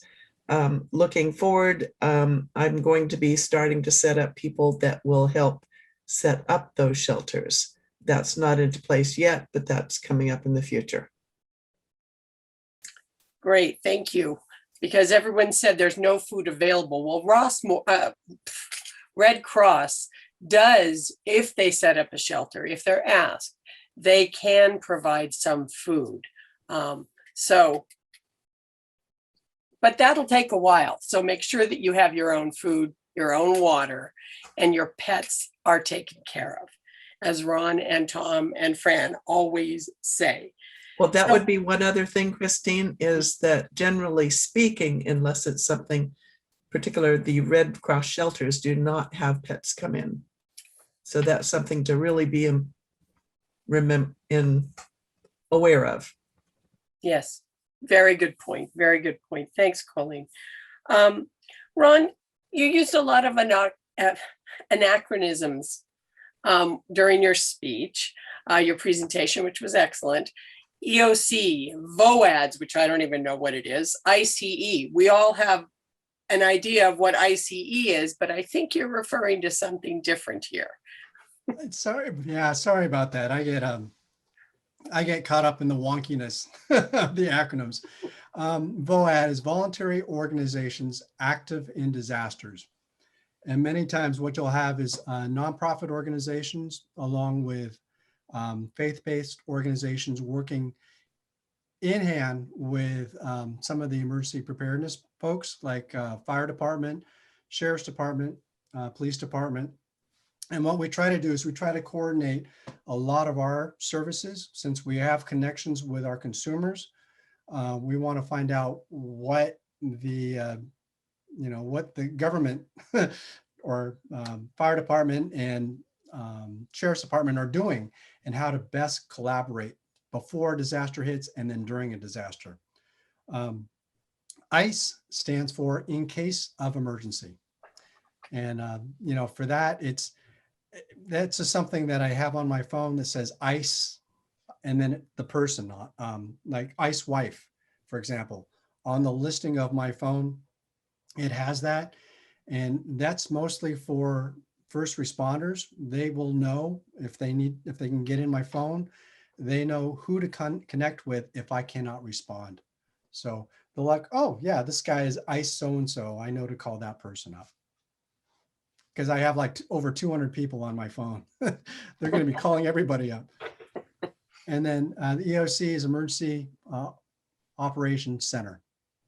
And that's run through the police department, fire department, sheriff's department. And they'll be setting those up. And they'll have city and then the county EOCs. And depending on the size of the disaster, they'll see which one's going to be activated, which ones don't need to be activated. Okay, good. Can I just add something more about ICE? Sure. Yes. Yeah. Again, ICE is in case of emergency. Basically, when you set your list of contacts up on your phone, if you add the initials ICE as part of the first name or last name, and you can have ICE 1, ICE 2, ICE 3. Even if you're unconscious and your phone is locked, emergency responders, if you've set, there are ways to set up ICE so that it will work when on the lock screen of your phone. Emergency responder, you're unconscious and your phone is locked, they can push and hold the button on their iPhone and say, Siri, call ICE. And if you have more than one ICE contact, all of them will show up on the screen, and they can just tap on one of those ICE contacts, and without unlocking the phone, without showing any other private information, they can make that connection to your emergency contacts, even if you're unconscious and the phone is locked. And they can do that on the Android phones as well as the iPhones. There's a tech tip article that I published that you can find on the Computer Club website, and that's we'll post that as well. Okay, thanks, Harris. A couple more for you, Ron, and then Harris does have a few more things, and I have a lot of questions today. So you mentioned food for at least 3 days. I know in Napa, after Napa and after the fires in the Oakland Hills, what I heard is 2 weeks minimum, food and water. And then a follow-up to that is, how do you fit all of the stuff that you mentioned we should grab and go into one backpack? Great question. Really good question. It's, the food, it's funny. It's a lot of people say, well, yeah, I should have at least 5 days of food, 4 days of food. We're also taking a look at what we might have in our own refrigerators now. And so a lot of times when we take a look at our freezer, we might not have to go out shopping for at least 3 weeks. So most of the time. So the grab and go bags, again, this little backpack, I hate to say it, it's not going to feed me for 3 weeks or 2 weeks. There's no way. I'm going to starve. Most of it is water. For example, the stay-at-home kit, you're going to have a lot more things. And I want to stress one thing, that how do I say this? For people that don't have a lot of space within their homes, you don't want to be going out and building, a garbage can full of go kits.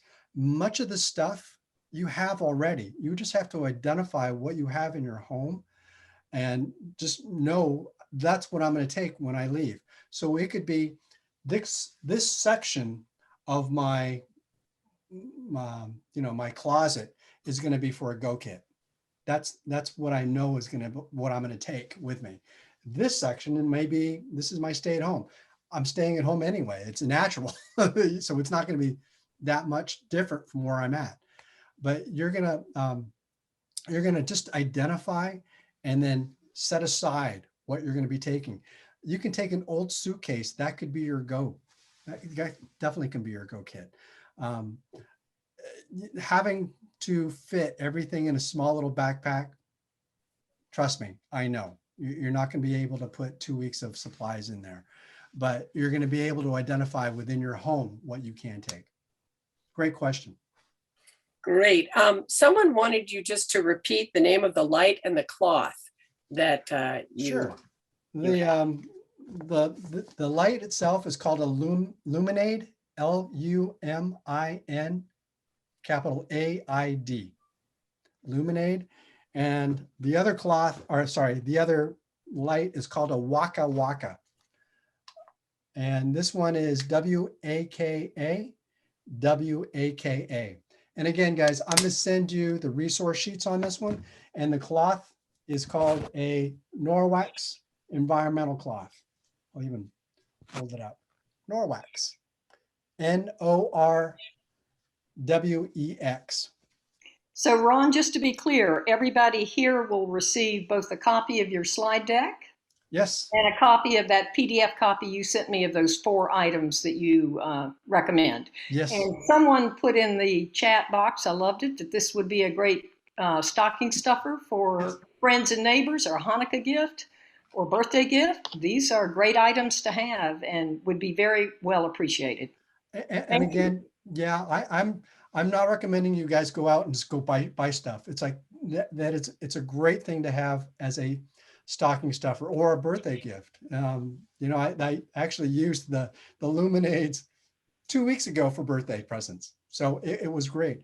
And then one thing I do want to share, I don't know if you know that Contra Costa County came up with a new emergency preparedness booklet. It's called Don't Be Scared, Be Prepared. And it just came out on Friday. I'm going to send everybody a copy of that as well. It's a nice little gift. Great. Back to Colleen. You mentioned animals can't come into shelters. What about service pets? Yeah, that's a different discussion, certainly. And as Alan said in his chat information, they need to be clarified. So they've had some problems in the past, so I don't think I'll go any further than saying it needs to be clarified. Okay, thanks a lot. Okay, so then we do have a couple more questions and then a number of comments from folks. PG&E alerts. A number of people had power outages. I heard about it on the Saturday FRS call-ins. Some people thought they were signed up, but they didn't get an announcement. Fran, that's on the webpage, isn't it? How you get PG&E announcements? Yes, it's under resident resources. Yes, yes. Perfect. And Fran, one more at you. Yes. Can non-EPO members be on the mailing list? Given it's only $5 to be a member, I'm not sure why that's an issue, but you know, that's a question. They certainly can. Anybody can go to our rossmooreepo.org website. My email and phone number at the bottom of that homepage. We have people outside of Rossmoor who are members, who love to receive the information, who benefit from it and want to support the work that we do. $5 a year is the best dues bargain, I think, in Rossmoor for the work we do. It helps us maintain our website and pay our bills. So you can join. You can join just to join, but we also would welcome you as a full-fledged dues-paying member. We'd love it. Thank you. Couple quick comments, and then I'll let Harris have the stage because he's had a lot of experience with emergency planning. Kudos to you, Tom, for putting the red flag up at the gate. Brilliant idea. And one person said, as we all learned when we were taught about 911, when and when not to call, if there's a fire, call 911, then Securitas. Yes. Because Securitas, They may come out with their fire extinguishers, but you really need to make sure that 911 is aware of it. Absolutely. Okay, so Harris, you have a couple of comments. Over to you. Okay. Two specific areas. One relates to Ron's idea of having your contacts that are out of the area so that they know where you are and that you're okay. The Red Cross specifically has a website and a phone number. The program is called Safe and Well, and the idea is that you contact the Safe and Well website, and you sign in with your name and contact information, and if you can text them, or even if you're unavailable but you end up at one of their shelters, they know where you are, and then you tell your family and your allies, if they can't reach you, they can call the Red Cross Safe and Well line, and the Red Cross will say, yeah, his phone is dead, but he made it to this shelter and he's okay. They also have another service for locating families and loved ones who have been separated in a disaster. And that could be a disaster or it could be an international conflict. And they have people assigned to track down and locate and reunite families in those kinds of situations. They've got a dedicated program just for that. So Red Cross has got those two separate services that help you connect when you're out of the area. If you got family on the other coast and they can't reach you, they can find out that you're okay. The other thing is, again, related to coming up with the financial documents and the insurance stuff. FEMA has a brochure and a checklist and a program called the Financial Emergency First Aid Kit. Emergency Financial First Aid Kit, EFFAK. On the Rossmore website, there's a link to past emergency fares, and the booklet is there, as well as a slide presentation, and there's a video of that presentation that you can watch. But basically, it has checklists that help you locate and dig out all of those pieces of documentation, and with little reminders that say, I found this, I found that, I got to go call the bank and get some other information. It helps you put that stuff together in a very organized way, and it also talks about how you can save it electronically as well as on paper, so you've got the information for that grab and go kit. So the financial emergency preparedness stuff is really good. And the third one is FEMA also has a website and instructions for managing water, what water is safe and what water is unsafe in your house and in the area. And again, that was presented at a couple of the emergency preparedness fairs.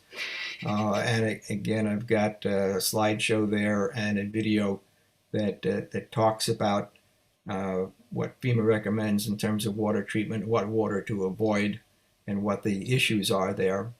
And it does have some more information about the life straw and how it works, as well as some other filtration items. So that information is also all on the Rossmore website. Great, thanks, Harris. A quick question, Fran. Can you pay membership dues online? We cannot as yet. We're still trying to resolve an issue we have with the IRS. They seem to be busy these days. Too busy to return my call. I'll keep trying. When we do get that resolved, we will be able to have a button through our Wix platform on our website that will allow you to cough up those $5 easily. In the meantime, if you go to our website, our homepage, and it says you can pay your dues here, it gives you the address and the contact information for our marvelous treasurer of EPO, Mary Spear, and she'll make certain you get the information you need, again, to cough up those $5. So anybody seated here or within my ears, if you haven't paid your 2021 dues, please do so. Board members, if you've not done it, please pay up. Members, coordinators, co-coordinators, assistant coordinators, team members, time to pay up. We need the bucks to be able to pay our bills, and we think our mission is worthy enough of that from everybody who wants to participate. So please go to the website and you can check Mary Spear's information. Thanks. If you can go to Starbucks, you can pay your EPO dues. It's cheaper than a latte. So there's some dissension about whether or not we'll need a mass evacuation here in Rossmore. So as a preface, Tom, what is the major source of fires here in Rossmore? Major source, like you mean? Causes. Oh, human is the number one to fires. And granted, here we've had fires started by squirrels going up the PG&E pole. We've had, I want to say 3 of them in the past 3 years where they caught on fire and fell below and started a grass fire. But most fires are always done by humans. That's always a result of humans. But I did want to comment on a mass evacuation. This is just so I'm clear. And what I was saying in that is the authorities, it would be extremely rare the authorities would ever put out an evacuation that says all 10,000 souls get out of Rossmore right now. One, it just can't happen. All the infrastructure that's outside of Rossmore would never be able to handle 10,000 people coming out at once. So evacuations are organized. They're not, pull the big red handle. They are organized in a systematic way. Obviously, we encourage it. Well, I shouldn't say we because I'm not part of the police department anymore. But what the police department will do is they'll encourage people to do their own voluntary evacuation. And you could actually evacuate when a red flag goes up. If you feel like, I just don't feel very comfortable, by all means, go ahead and do your plan. Go stay somewhere else where you feel more comfortable. And then there's the voluntary evacuation would come out. At that point, you can go, which I would suggest you do. And then what happens is then they would start evacuating by the zones. And we talked about those emergency zones. We will be training on that and be educating our community on those. And they're going to evacuate the zone that is closest to the threat first. And then they'll move to another one, and then they'll move on to the next. And to do it in a well-organized way so that the roadways are opened and they're clear, and that the downstream roadways are also have traffic control in place so that you can move people through the city as well. So you don't just get a big backlog or back jam. So that's pretty much how it works. I still don't believe that there would be a big, the one where they're going to come out and say, everybody get out of Rossmore. I just can't envision that. Could it happen? Yes, of course, anything could happen. Reality or probability, I think, is very low. I think I've heard that there's never been a mass evacuation here in Rossmore yet. That is correct. And we've been here since the 70s. But I'm still going to knock on wood just to make sure. But yes, that is correct. Actually, 60s is when they started building Rossmore. 54 years. Yep. No mass evacuations, right. And Tom, I do want to just mention too, it's like, you're right. It's like people can evacuate when they want. They don't have to wait for that initial call. And, for a lot of people too, if you need that extra time to evacuate, take it. If it takes you a half an hour to get everything that you want, get your animals in place, use that time. Don't wait until the very last minute. When they say evacuate, you've got to evacuate. You just can't sit around and pack. So definitely start moving when you think it is safe, or when you want to, not wait. So one other, that's absolutely true. And we certainly, when there's a red flag warning, we get our go bags ready. I don't always have my passport in my go bag because I like to keep it more safe than in my backpack. But having a plan, as Ron said, both for getting the things together if you need to leave, and then figuring out how you are going to leave and where you're going to go to. I mean, once you leave the gates, you're not going to be coming back in for a while, especially if it's a significant evacuation. So have that plan. One comment, Tom, relates to the list of the GRF hazards. One commenter said, there could be many different hazards that develop during a single disaster. And so, you know, an earthquake may cause a fire. We saw that in San Francisco. Well, none of us saw that probably in San Francisco in 1906, but there could be multiple hazards. And in the hazard list, as you just mentioned, humans are our biggest problem here in terms of causing havoc and fires. The kitchens, the smokers, and the barbecuers who are inattentive. Those, in my over 10 years here, that's what has caused the problems. Squirrels too, but mostly humans. Is that going to be factored into the GRF hazard list? So let's be clear on that list that Fran covered. That's actually from the county. It's the Office of Emergency Services, which is part of the Sheriff's Office. They're the ones who identified all of the hazards, and it's through their hazard mitigation plan. Each county does that. So it's not a GRF document. We incorporated it into our EOP as part of, you know, informing the residents as well as how we react and what we plan for. That's what we use as a part of our planning tool. But absolutely, you can have multiple at the same time. And that's kind of why we're all here, is to your point, a lot of these are human related events. There are some that are not, but most of them are human related events. And so the more planning we doing, the more preparing we doing, the more education we do, the better we all are at having a safer Rossmore. I agree, Tom, and that's one of the reasons I encourage residents to not light candles when the power goes off. So we don't have a pancake disaster, no power, and then a house burns down. Thank you. And Fran, if I can just make a comment about the power. So if there is a power shutoff event that happens, especially if PG decides to turn off your power, it's like definitely, and you're on a medical device like a CPAP machine or oxygen concentrator or in a wheelchair, please give us a call over at Independent Living Resources, Solano, Contra Costa County. And the website is in the little PowerPoint presentation. We have batteries and resources that we can get out to you before the event happens. That way, at least during a PSPS event, you can still use your device. People go, well, can those batteries, you know, supply a refrigerator? They can, only for about an hour, and then they're gone. So if you need that kind of a power, or if you need power for your device, please give me a call. It's free of charge. PG&E has already paid for these batteries, and so we can definitely get them out to you. Okay. That's a win-win-win. It's a win-win-win, definitely. So what we've learned is have a plan, your contacts, your supplies, your evacuation, your own personal evacuation, charge up your devices. And then one comment is, for those of us who are women, we need more toilet paper in our go bags than boys. With that, back to you, Fran.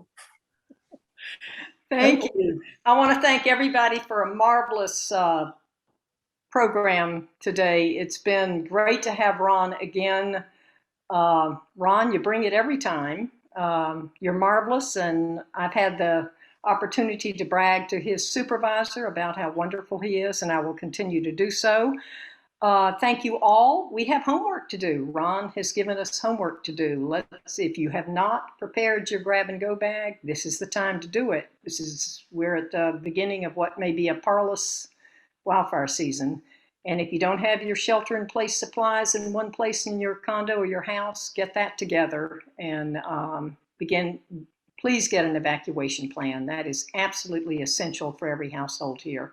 Thank you all. You've been amazing and wonderful, and have a great day. and be prepared. Thank you, Fran.